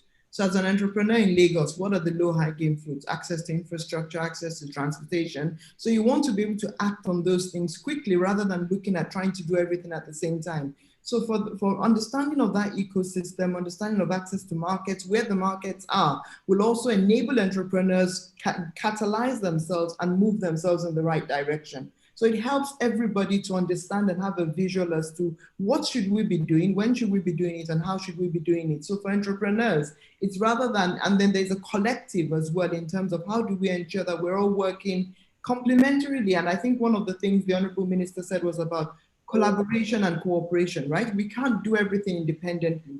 How do we pool resources together and ensure that we can leverage the resources that we're using and actually make that change that we want? Otherwise, the needle will never move because we're continually doing the same things and reinvesting the same capital that's also very hard to find in doing small things. Fantastic. Thank you. Another one for the Honorable Minister, which is about sort of the various government fund providers. Should they be working with the private sector to build a venture capital industry? I cover the venture capital industry for Tech Cabal, or Tech Cabal covers the venture capital industry. I do know that there are a number of VC firms working across the country, but I have heard proposals for the government to be a bit more involved in this, providing risk capital to founders and sort of high growth enterprises. Sir, do you have a position on this? Is that something that the government is looking into or interested in?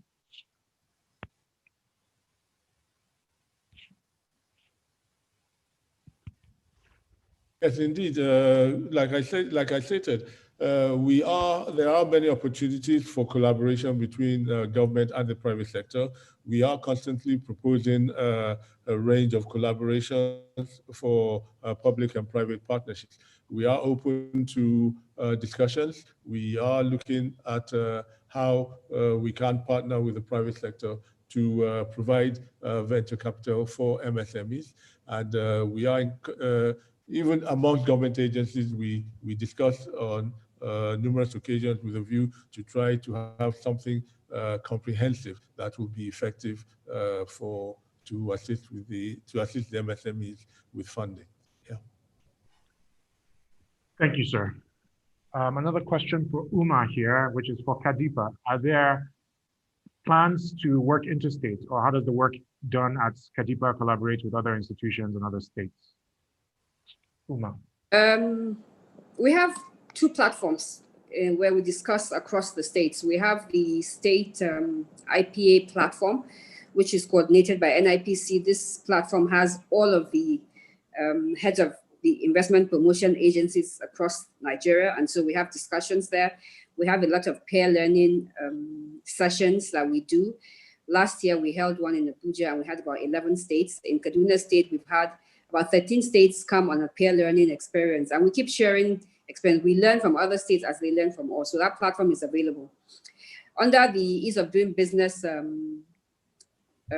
office in the president, under the special advisor to the president, Ease of Doing Business, we have a technical subcommittee on Ease of Doing Business, and we have reform champions across the states. That's also an avenue for states, subnationals to discuss what they're doing, investment promotion, how they ease businesses, how they help MSMEs, and basically how to improve the economic development of the state. So yes, we do have these platforms. Okay, thank you. I have a question here, which I'm going to direct to Lola Talabi Oni. I'm not sure it's 100% underneath your purview, but it does speak to sort of the way we store and consolidate information across the country. So Rotimi Oyekomi wants to know, we have multiple databases across the country. So BVN, Passport Driver's License, PENCOM, When or how can these databases be consolidated to enable businesses use that information to leverage their own growth? I'm not sure if the National Bureau of Statistics is involved in this, but Lola, if you have some thoughts on it. Well, we're kind of involved with it. So under our mandate, we're constitutionally able to collect data from all agencies and to disseminate that information. But there's a bit of a challenge because we are not the data owners or the data creators. So what we've tried to do is work with different MDAs to maybe, because many times they have like capacity issues or technical skills issues. So what we've done in the past is try to help these agencies to overcome those challenges. So some data that you see on the MBS website are obviously collected and collated. So from say FIRS to like, I think we have PENCOM data as well, from data from banks. And there's a huge data trove that we can still access. But I think what I can say is that it's a work in progress. We do continuously reach out to these agencies to remit their data so that we have a centralized location for that. But it takes some time.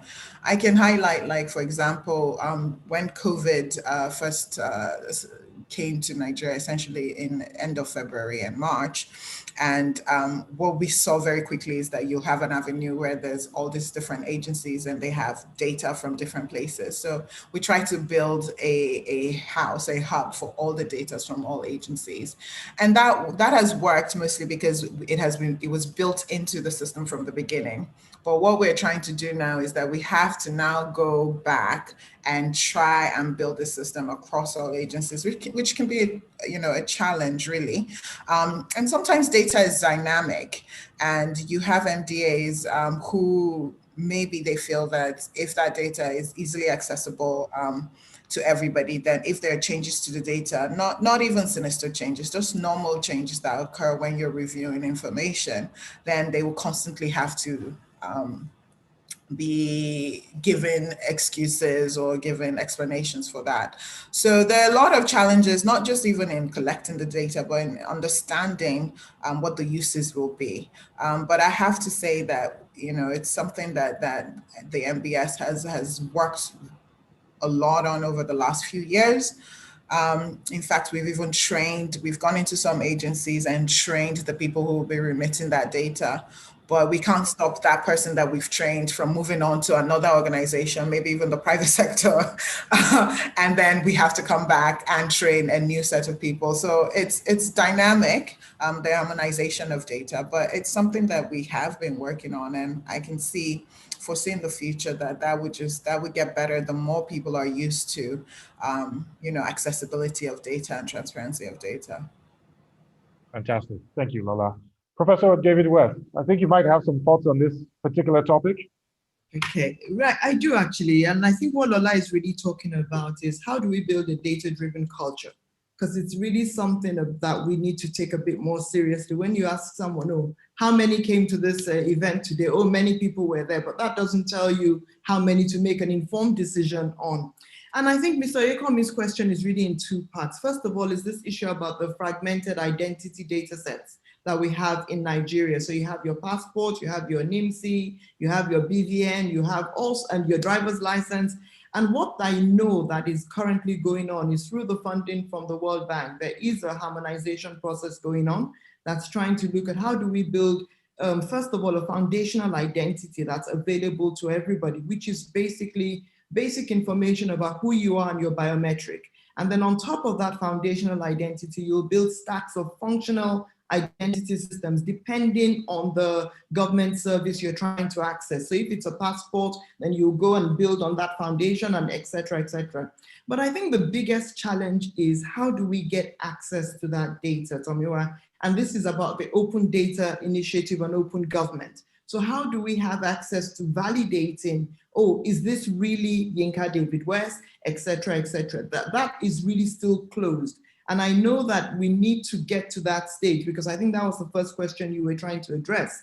how do we ensure that, oh, we have access to some of these records? And it's about also taking away and masking the personal identity. So it's really open data that gives us data points that we can use to make informed decisions.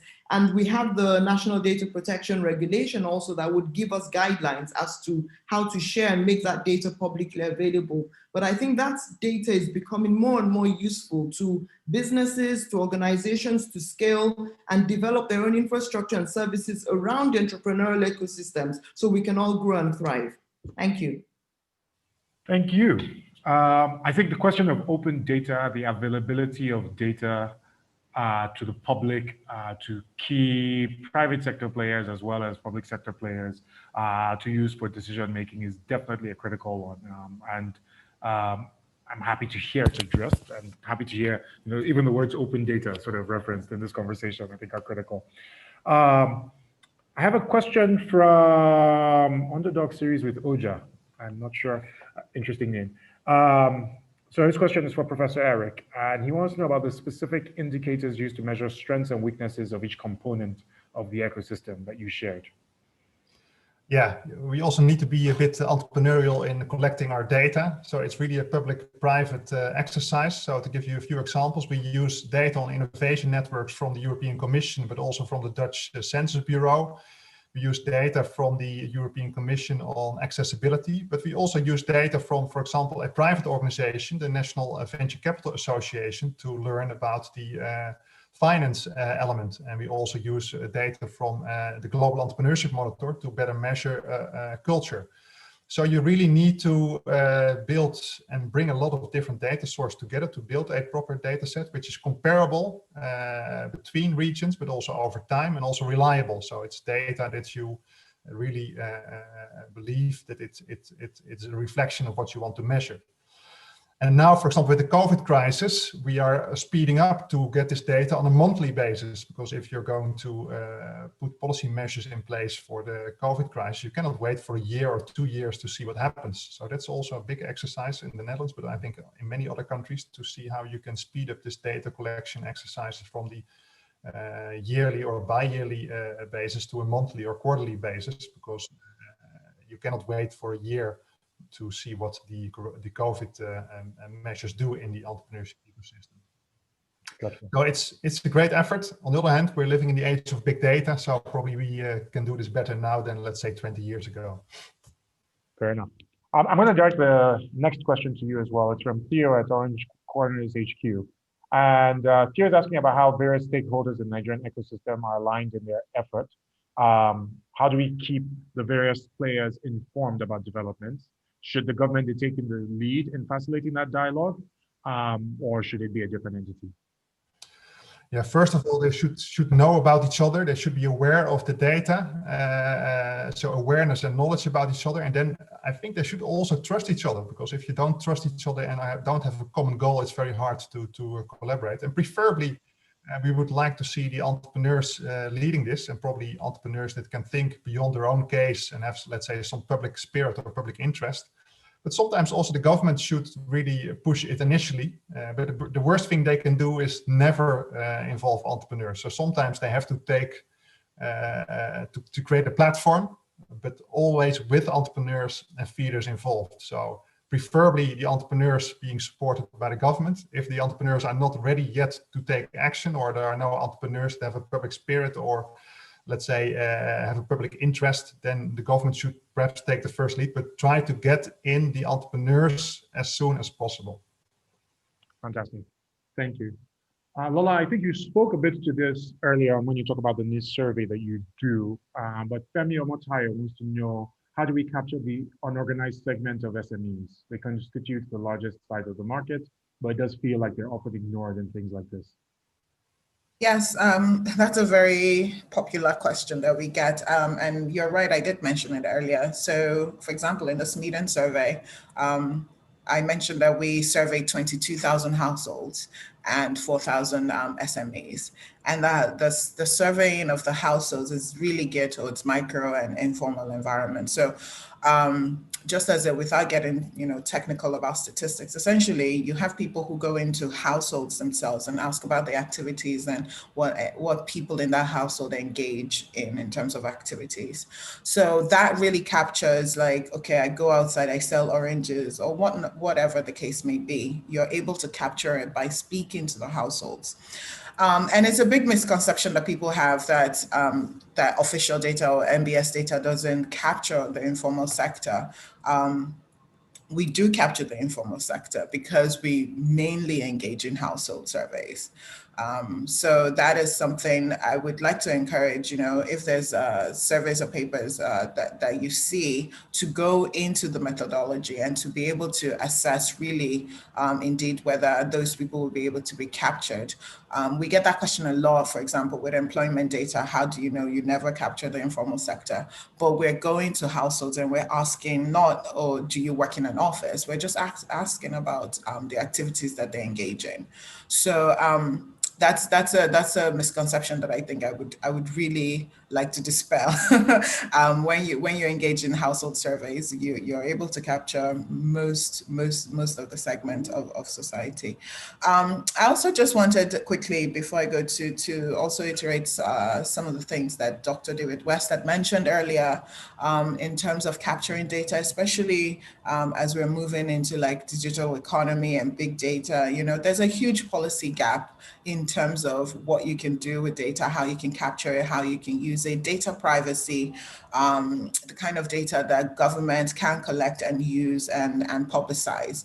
So we should always keep that in mind as well, that there's still a huge gap in what you can do with that data. The last few months, we've had cause to try and look at mobile data information, mobility data. In other markets, people have started, like statistics offices have started using like mobile data to augment some of their official statistics. But in Nigeria, that is still sort of a gray area that we really need to close the gap on that as well, especially as we go forward, because big data is then just entirely about the data that's collected even in the course of without you necessarily conspicuously agreeing to the collection of that data. And that would need to be rectified at a policy level in order for you to be able to sort of interact with that data and use it more robustly, or what needs to change for that to happen? Yes, I think you need a policy framework, and I believe that is actually being worked on. But for example, for if there's data that there's enough reasoning to think that, okay, this could be a data privacy issue. Mobility data, do I want people to know where I'm going? Do I want that data to be collected? Do I want it to be shared? That is something that does need a policy framework. And like I said, I believe that the Ministry of Communication and Digital Economy is looking at that and working on that. But that is something that is present going forward and covers things like biometric information, even healthcare information or passport information. It's one thing to say you have this data, you can correlate it and you can share it in open data, but you as a consumer or you as a citizen, you also have certain rights to what your data is. So the policy framework is able to make that plain and clear, that allows better analysis with big data. Fantastic, thank you. Uma, Mohammed is back with an expanded version of his previous question, which is, certain number of citizens in Kaduna State have lost their source of livelihood due to the urban renewal project, and the state government has not done anything to ease their suffering. What is the government doing in respect to human capital development? We have a policy council under the Executive Council that's for human capital development. And what that council's mandate really is to look at the available gaps, skills gap, and human capital available in the state, and channel them, put them together, and then have a portal for it where we can link skills with available jobs, and we can also link skills to big businesses that come into Kaduna State looking for those skills. So we have a job portal in Kaduna State where we invite all of the citizens of Kaduna State that are looking for jobs to please put up their CVs there, because that is a portal that is the first contact for most investments and other companies or people that are coming to Kaduna looking for those kind of jobs. But more importantly, as a state, we have continued to work with our MSMEs to formalize them, to get them duly registered, to get them, we have mapped them to make sure that they have access to the various interventions of the federal government that are available. A lot of the state is honestly on the top radar of most of the policies, most of the programs that the federal government has come with, the number of people that have accessed it from Kaduna State and all of that. The urban renewal is for the benefit of the state. The state has not had this facelift in a very long time. And with the exploding number of citizens in Kaduna State, we must embark on this. So some people will suffer for it, but we're doing everything within the powers of government to ensure that we cushion the effects of this. Fantastic, thank you. Going back to the Honorable Minister, I think a lot of questions are around loans. So Bright Kalu would like to confirm what the federal government is doing to ensure prompt disbursement of the various grants and loans, especially the AGS MEIS loan, to help SMEs keep their businesses alive.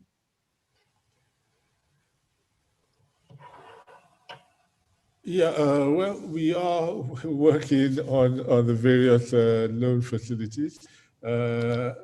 We are in contact with the Central Bank of Nigeria, the Bank of Industry, and we are working to see that there is access to these facilities. We are aware of a few of the problems that many of the MSMEs are having with accessing these facilities, especially with regards to getting bank guarantees.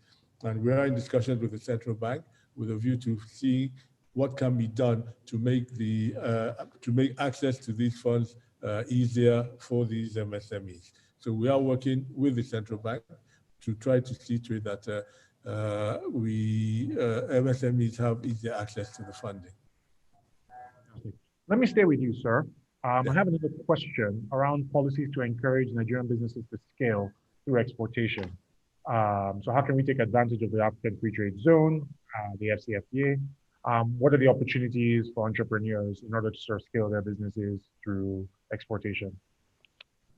Well, as you're aware, we have signed the AFTA. We have, we're in the process of well, I mean, it's actually going to take effect with effect from the 1st of January 2021. We are in the process of ratifying the agreement. And we believe, and from all the interactions we have had, public engagements with the private sector, with the various, with the organized private sector, we believe that it is an opportunity for Nigerian entrepreneurs to ramp up their business. There is a big opportunity for export. What we're trying to do is, the major problem with manufacturing in Nigeria is the cost. And this cost is majorly due to the cost of power. So what we're trying to do as a ministry is that we're talking to the Federal Ministry of Petroleum Resources with a view to them bringing down the cost of gas so that the cost of power will come down. We are, as a ministry, we are working on developing industrial parks and industrial zones, which will have dedicated power to enable, and we would encourage people to come and set up their industries in there so that they can compete favorably with industrialists of other countries. But we believe this is an opportunity for Nigerian entrepreneurs and business people to scale up their businesses and make more money. Thank you, sir. I'm going to ask a slightly cheeky but very important question, which is, will we be opening the land borders to allow this exports to happen? I know that. No, I think I can answer that. I'm part of a committee that had been set up by Mr. President to look into the issue as to whether we should open the borders or not. And I can tell you categorically, and I believe the Minister of Finance spoke to this a few days ago, when she said that we had recommended to Mr. President that borders be opened. It would make a mockery of our being part of the African African Continental Free Trade Area if our borders are closed. So I'm sure that Mr. President will look at our report, and I'm sure will listen to the advice, will agree to the recommendation that we have made, and that which is that the border should be opened. Okay. If I may do a little bit of editorializing here, I'm a member of a group called the Africa Tech and Creative Group, and the implementation of the AFCFTA is one of the things that we're really sort of passionate about and like working to. And it does feel that sometimes there are contradictory signals being sent by the federal government, where you sign an act like that, but the borders remain closed. So we're looking forward to seeing those open and seeing sort of more support. I also particularly like the idea of the industrial parks and look forward to seeing implementation on those. If I can push, this question is to Professor David West. It's around entrepreneurship being seen as synonymous with founders. And the several negative stories we've seen about conflicts between founders and the funders.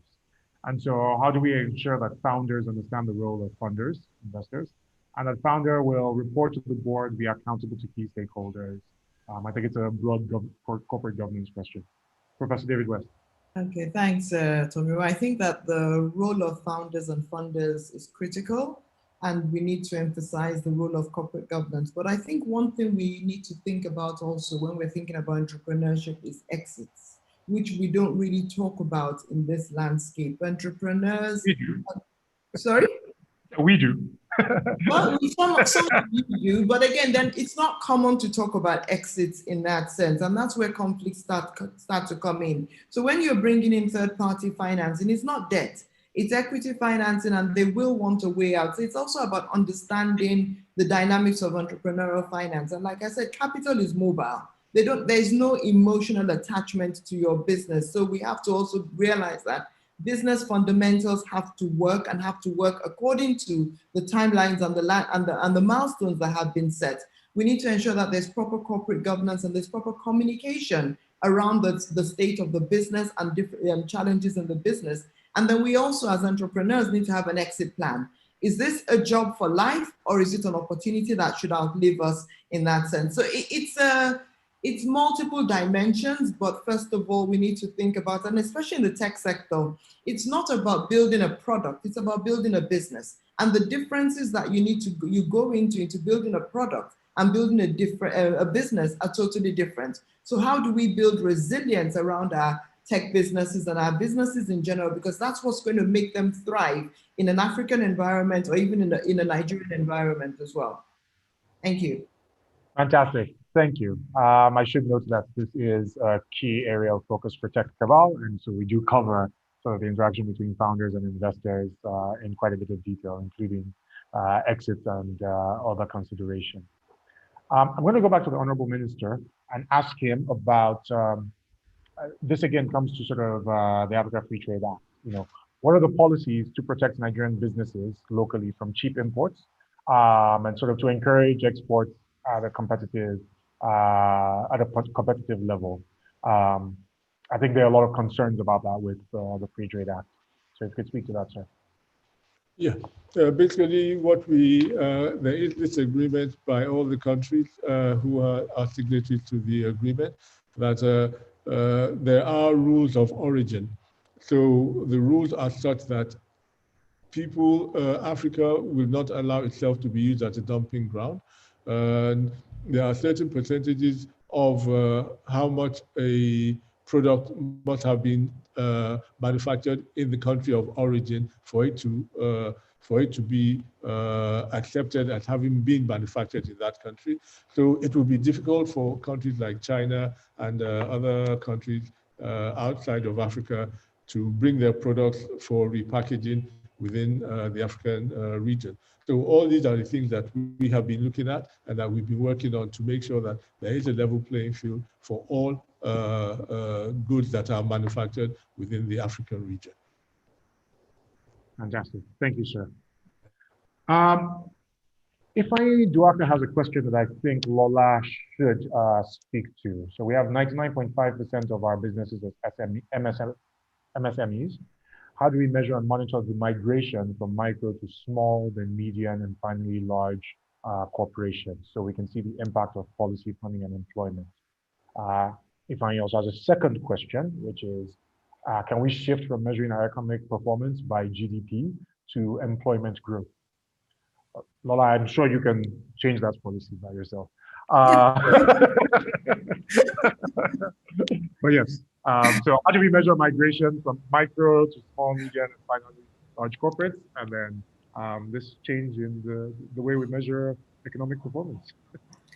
I'll take the second question first. So there's a lot of research and there's a lot of information about how to best measure economic growth or well-being, as it were.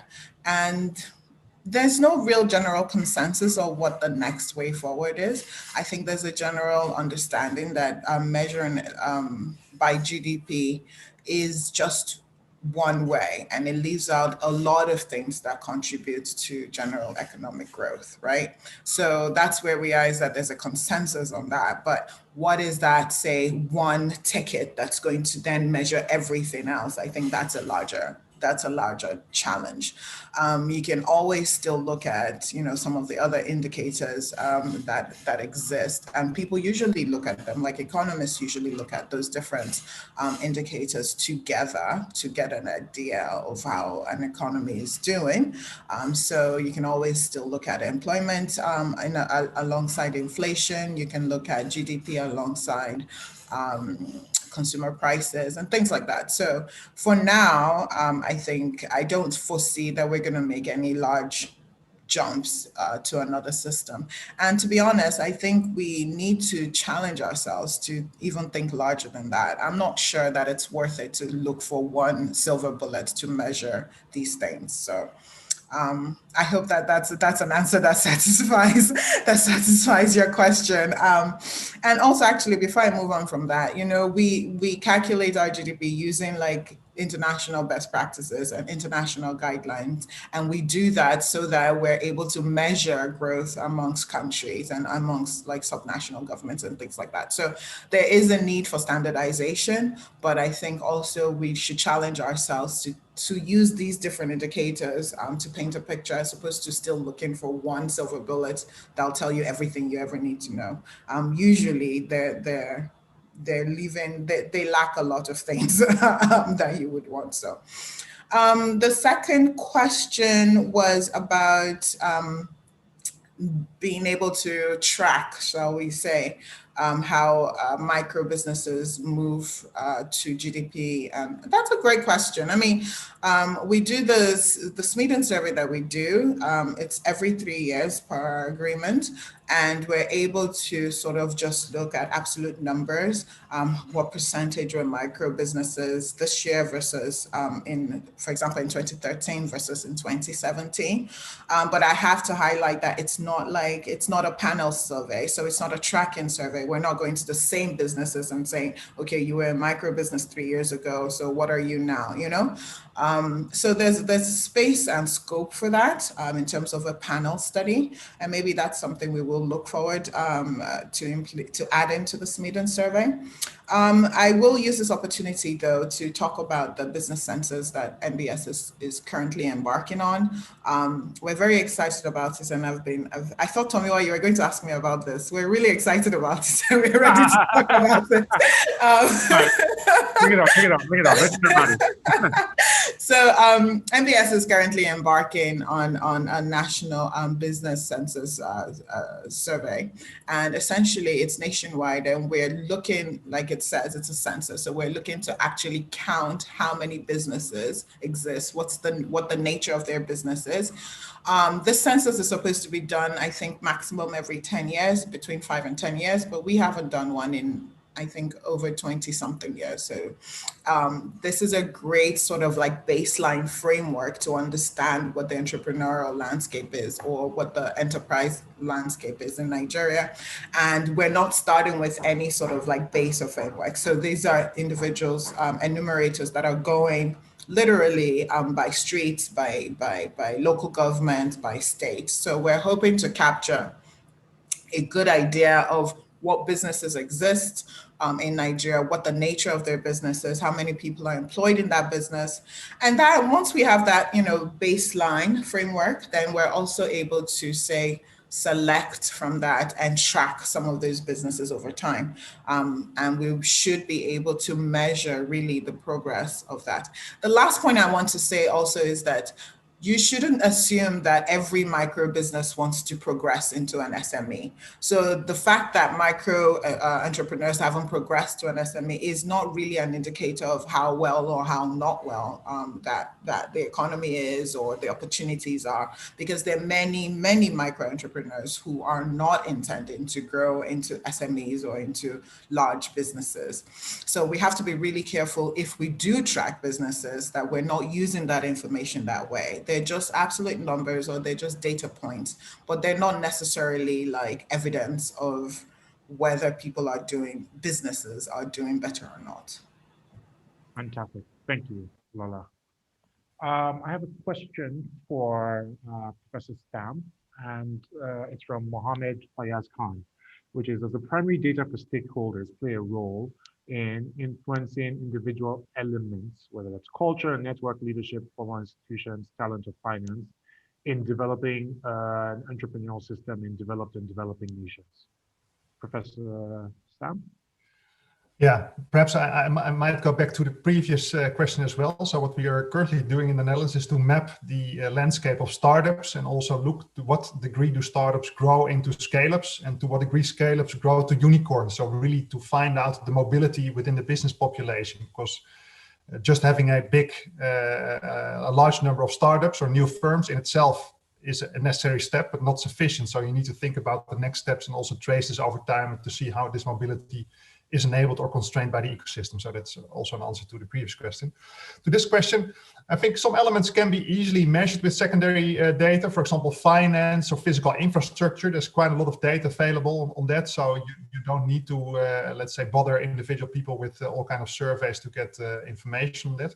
On the other hand, with respect to networks or leadership, very often you need primary data to get a feel and make sense of who is perceived to be a leader. For example, one exercise we are currently doing in the Netherlands is to both ask the feeders, the entrepreneur support organizations, who they recognize as leaders in the ecosystem, and also the entrepreneurs of scale-ups, who they perceive to be leaders in the ecosystem. And then you get to an overlapping set of organizations that are recognized by both entrepreneurs and the feeders as key organizations. And it's very hard to find out about that with secondary data. We have done some Twitter analysis, which brings you close to this. But sometimes for, let's say, very specific leadership questions, you really need to involve people for having primary data. So it's really a mixture of big data, but also constructing smart primary data and get also stakeholders involved and use the local wisdom of the stakeholders involved. Excellent. Thank you, Professor Stam. If I can ask a question from Crystal K, and I think I will direct this at the Honorable Minister. Crystal would like to know how the findings from this kind of research is used to create an environment where small businesses can thrive. The interventions are laudable, but they're usually not enough because the economic environment is really harsh and it doesn't allow businesses to rise and succeed. So, Honorable Minister, the question is how research on these kind of interventions create an environment where small businesses can really thrive. Well, as you're aware, we do have our agencies which are specifically geared towards assisting small and medium enterprises, SMEDAN and the Industrial Training Fund. And we are working with them. We have looked at the issue of adequacy of funding for the MSMEs, and we are looking at what can be done to increase funding. We are working, we set up a committee, an intra-ministerial committee, which is looking at all these areas with a view to finding a solution to these problems. Fantastic. Thank you, sir. Okay, so Adiola Adetundoye wants to know, is there research being undertaken to further learning on policy development using available systems and data? Academic research institutes involved in this process? I'm going to ask Professor West, David West, to take this.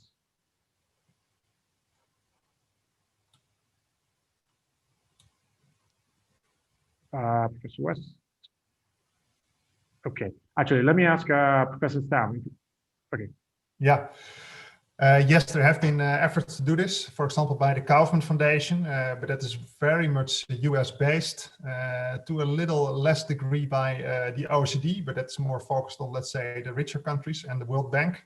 And I'm also currently setting up a platform for international learning about how to improve entrepreneurial ecosystems in the face of the COVID crisis. So the good news is that there is quite some learning going on also on the academic and policy level, but there's not really one platform in which everything is plugged together, so to say. So I think that we still need to make progress there as well.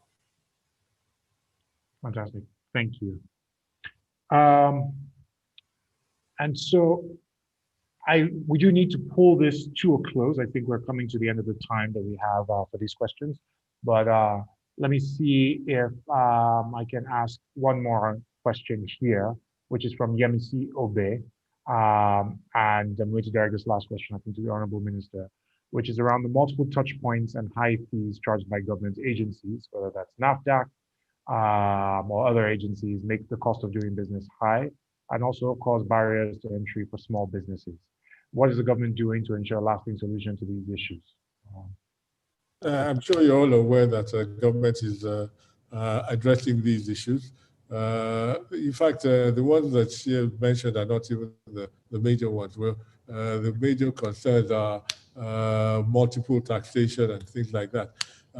Government is looking at these areas. We are desirous of making the cost of doing business easy, reducing the cost of business, and I'm sure you are aware of the Presidential Ease of Doing Business Committee, which is in place. And we are working to see to it that we reduce the cost of doing business to make life easy for everybody. Fantastic. Thank you, sir. I'm going to pull this Q&A session to a close. I do know there are a few questions that haven't been answered yet, and I apologize, but we are trying to keep to time. I'd like to thank all of the panelists for taking the time to join us today and for speaking about the role of data and the way it's being used to direct policy and to affect entrepreneurs and MSMEs across the country. I believe that there's a fair bit for us to learn from the approach that Professor Stam spoke about, and I am encouraged by the work being done by Professor David West and Uma in Kaduna, well, in Lagos and Kaduna respectively. As I said earlier, the states do have a really key role to do in sort of supporting entrepreneurs, in supporting MSMEs. Usually this is seen as the work of the federal government, and the work that the Honorable Minister has talked about them doing across board is very, very critical. I think we do, access to finance is often mentioned, but for Nigeria, the other factors from multiple taxation, from the cost or lack of availability of power are even more important, or are often even more important issues than just the availability of funding. And so it's encouraging to hear the work being done on industrial parks, the work being done to reduce the impact of multiple taxation and multiple fees, and overall simplifying and easing business across the country. We hope to see that work intensify. Thank you, Lola Talabioni, for joining us and speaking on behalf of the National Bureau of Statistics. I think that work is very, very critical and has been quite important in helping us understand the various players, the various sectors of the economy and the contributions that they make. It will be critical to, I think, the results of the Smeaton survey are super important. Looking forward to seeing the outputs of the business census project that you're looking to carry out. I hope I have addressed the key points, but I know that Shay is also coming on and will do a more comprehensive wrap-up of the conversation. But thank you for having us today, and thank you everyone for joining us. Thank you very much, Tomiwa. Thank you. I would like to invite Shay Bella, our director at Faith Foundation and one of the members of our Policy and Advocacy Committee, to do an appreciation on behalf of Faith Foundation, and more importantly, also do the recap of the conversations today. Thank you. Over to you, Shay. Thank you, Adenike. Thank you everyone for such an interactive session. On behalf of Faith Foundation, I would like to appreciate our special guests and panelists for their time with us today. A very special thanks to our guest ministers, the Honorable Minister, Otumba Adeni Adebayo, Matthew Gotentag, Dr. Yemi Kale, who is represented by Lola Talabioni, Professor Olayinka David West, Professor Eric Stam, Uma Abuki, and our moderator Tamiwa Aladekomo for guiding today's conversations. Thank you very, very, very much. We've had a wonderful time and we appreciate you. As we round up today's conversations, I would like to share the summary of the key outcomes of the dialogue today around mapping Nigeria's entrepreneurship system. I think we started off first with Matthew Gotentag, who spoke to us on the importance of mapping entrepreneurial ecosystems. And it was so fantastic because he spoke to us about the characteristics of ecosystems. He said to us that ecosystems are complex and they have several components. They interact with each other in complex ways. And he said that ecosystems are constantly developing. So essentially, and it's made up of different components like people, like processes, institutions, informations, different types of tools.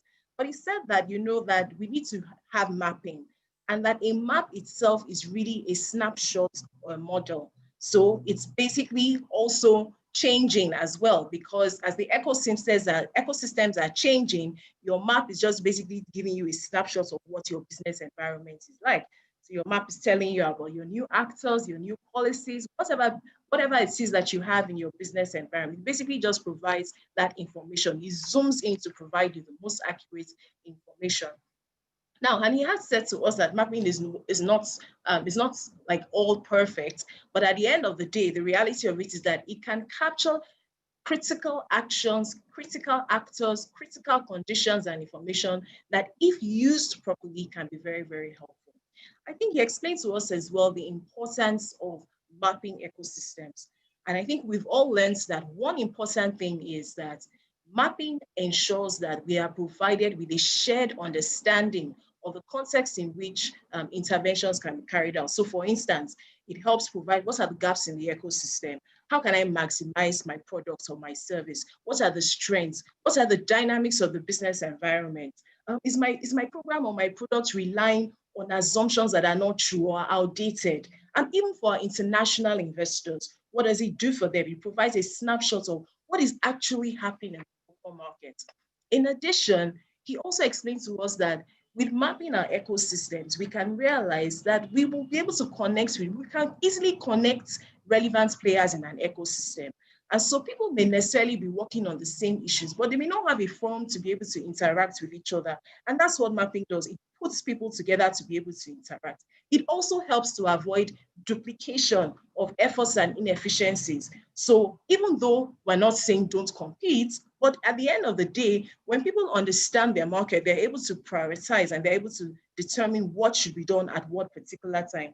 And also it helps our policymakers. Our policymakers are able to, see what is happening over a period of time. By the time you're looking at snapshots of different times, you're able to evaluate and you're able to measure how your policies have impacted your society and what you need to do to change. So what he then also said to us was, how do we then map ecosystems? And he identified 3 ways: resource mapping, network mapping, and factor mapping. And if you're doing resource mapping, what is resource mapping? You can map in a way that you say, who is offering what to support entrepreneurs? So you identify, you do mapping by virtue of resources, identifying who is providing what at every point in time. You can also do network mapping. And with network mapping, you can identify how to connect people, who is connected to who, how do people interact? And once you're able to understand in the interaction of people as well, information is passed, data is captured as well. And then he talked about factor mapping. And I thought this was very interesting because I then also saw by the time Professor David West started to talk about how project as well. I started to see how that worked in terms of factor mapping. So what is factor mapping? So factor mapping basically is how are you able to identify what are the constraints in your ecosystem? What are the gaps in your ecosystem? How are you able to deal with this? And that itself provides you information of the things that you need to do to improve your business environment. And then he then said to us, okay, so what are the next steps? What do we now do? We must, to be able to have a proper ecosystem, the first thing you must do is you must start with your audience in mind, and you must ask yourself, who is this audience I'm preparing this mapping system for? How do I take care of them? What are the policies that need to be done? You can't create a mapping system for an audience that you don't actually know. And then he then also explained as well that we must consider how things change, because information continues to change. So we must think about how that is changing and how that is impacting us as well. Again, he then also explained about engagement. And I thought engagement was so brilliant because we then saw the benefits of engagement, even when Professor Eric Stam started to talk about the case study of the Netherlands as well. And in speaking to that, I think that was just brilliant in wrapping in wrapping his conversations. Now, after we finished with Matthew Kosintag, we then went to Amaka Wokolo from Faith Foundation, then talked to us and then introduced to us the Nigeria Enterprise Data Map, which is a platform that we at Faith Foundation are so proud to be launching this platform as part of our 20th year celebrations. The Entrepreneurship Ecosystem Mapping Tool, it would be Nigeria's first online centralized keyword searchable index data source that provides a bird's eye view of entrepreneurship ecosystem players in Nigeria, businesses, policy and regulation, capacity building, business support, access to finance. And our hope is that with this information, all of these benefits that I've highlighted with respect to sharing information, with respect to providing gaps, with respect to allowing policymakers to be able to improve on policies will really be achieved. And that's the essence of our work at Faith Foundation as it relates to policies. Apart from that, after Amaka had spoken to us, we then also had a wonderful panel session. And I'm sure that we all enjoyed it as we started to hear and listen to all the fantastic things that were said. The Honorable Minister started to speak to us, and he told us about the various lending schemes that have been introduced by the federal government. And he also told us that even as these lending schemes are there, he also identified that there's some gaps and there's certain things that need to be done. So what do? We need to promote manufacturing. We need to collaborate. There must be collaboration between public and private sectors. There must be participation by the private sector. There must be capacity building. And in addition, he then also mentioned as well that there's been collaboration, even at his level and with the ministry, there's been collaboration between the Federal Ministry of Interior and SMIDAN as well. And that even the Federal Ministry of Interior as well also gathers data from agencies, BOI, National Bureau of Statistics, and this feedback is being put together to try and set up a data bank that would then be used, will put together in a booklet and made available to the public. So I guess we are looking forward to that because we do realize the importance of data as well. And Lola Talabioni, on behalf of Dr. Yemi Kale, gave us some very interesting information. I, for instance, I didn't know that all of this work was being done by the National Bureau of Statistics. I think what was so important for me in the conversations, as she discussed, was that the National Bureau of Statistics is itself state agencies are then also recognizing the importance of evidential information. And as a result of that, what they're now doing is then having individuals or persons, even from the National Bureau of Statistics, to then also participate in committees or participate in sessions to be able to provide the relevant information that is required for policy making. She did say, yes, that they're not a policy making body, but they provide and equip state agencies with all the relevant information that is required to provide that policy. And she's talking about the surveys, household surveys that are done, SME surveys that are done. And it was really interesting to hear all this put together. And Professor David West talked to us about, just gave us a bit of her, of the interesting survey done in mapping, the innovation mapping done in Lagos, in Cape Town, in Kenya. I thought she used the factor-based approach in asking a lot of questions. What are the vicious cycles? What are the dynamics that need to shift so that we can see the kind of change that we want in the system? What kind of networks need to be built? What kind of systems do we need to create? And these are questions that we need to ask ourselves, because the more questions that we ask ourselves, then we're able to identify the right tools, the right information that we need to equip each other and help each other. And I think that I was so happy to hear Uma Aboki when she came up to talk about what is happening with the Kaduna Investment Promotion Agency. I mean, I talked about several things, how agencies are put together, the need to ensure that there is service delivery. You have a service charter, a dashboard to monitor services. You have a database of entrepreneurs. And she talked about, having this residence registration agency. I was quite impressed to hear that, ensuring that, residents in Kaduna State have been registered. I think that that's such a wonderful thing to do, because with that type of information, one is able to make better policies. And we do also, I guess, at Faith, encourage, other states in that state as well. Everybody must know who lives where. She talked about the yellow pages, having a good database for business. And then, of course, when you have all of this data, there's always that question of, so what then do we now do with all of this information? That information then helps them to make policies on how do they then support businesses, how are they able to provide access to finance, and then even to set up this seed funding, that was put together. And I think that that was really, really interesting.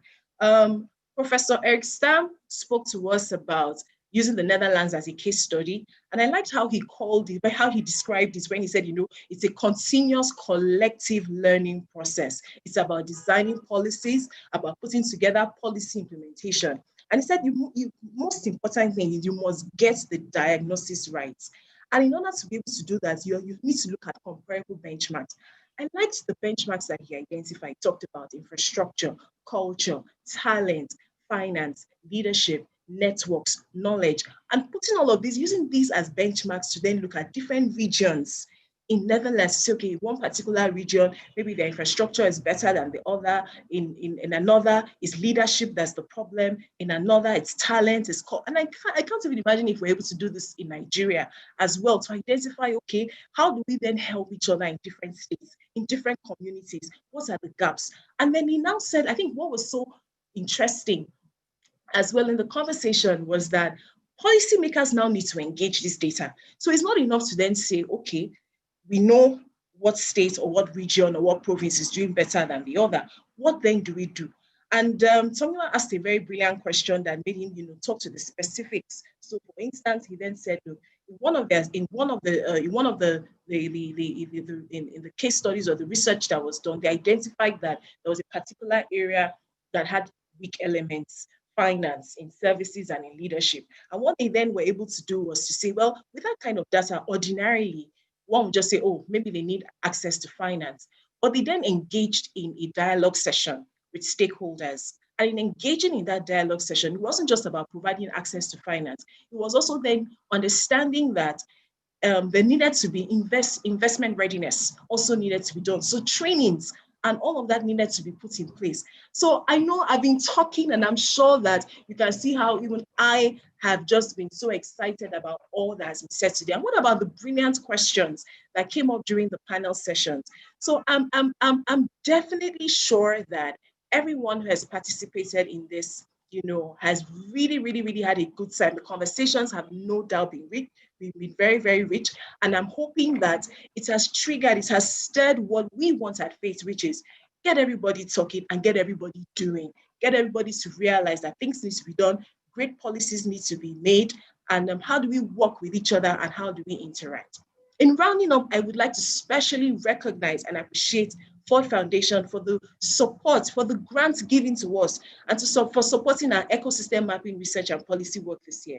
I would also like to appreciate our technical partners, FITILA, the Nigerian Entrepreneurship Summit Group, the Aspen Network of Development Entrepreneurs, and the Global Entrepreneurship Research Network. We truly appreciate your commitment to enabling our work.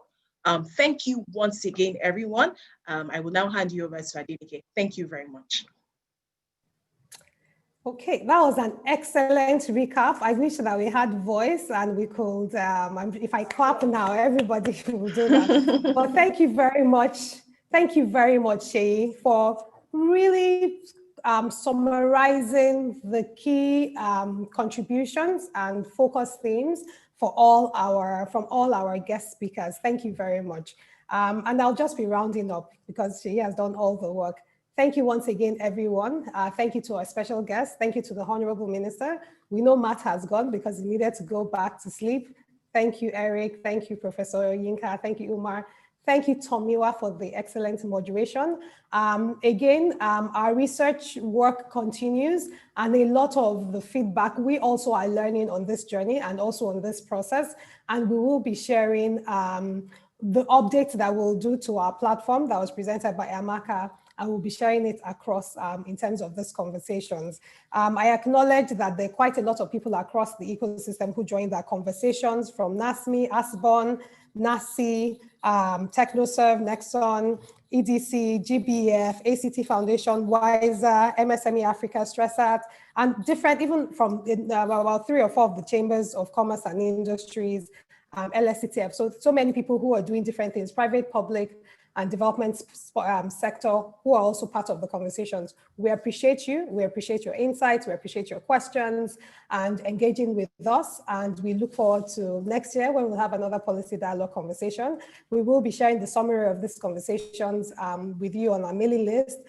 This was streamed live, so it will be available on our YouTube page for everybody to go back and look at the conversations again. And we wish everybody a great week and enjoy the rest of your day. This is Adenike Adeyemi on behalf of the chairman and of the board of directors at Faith Foundation, saying thank you to everyone for joining our conversations and wishing you a good afternoon.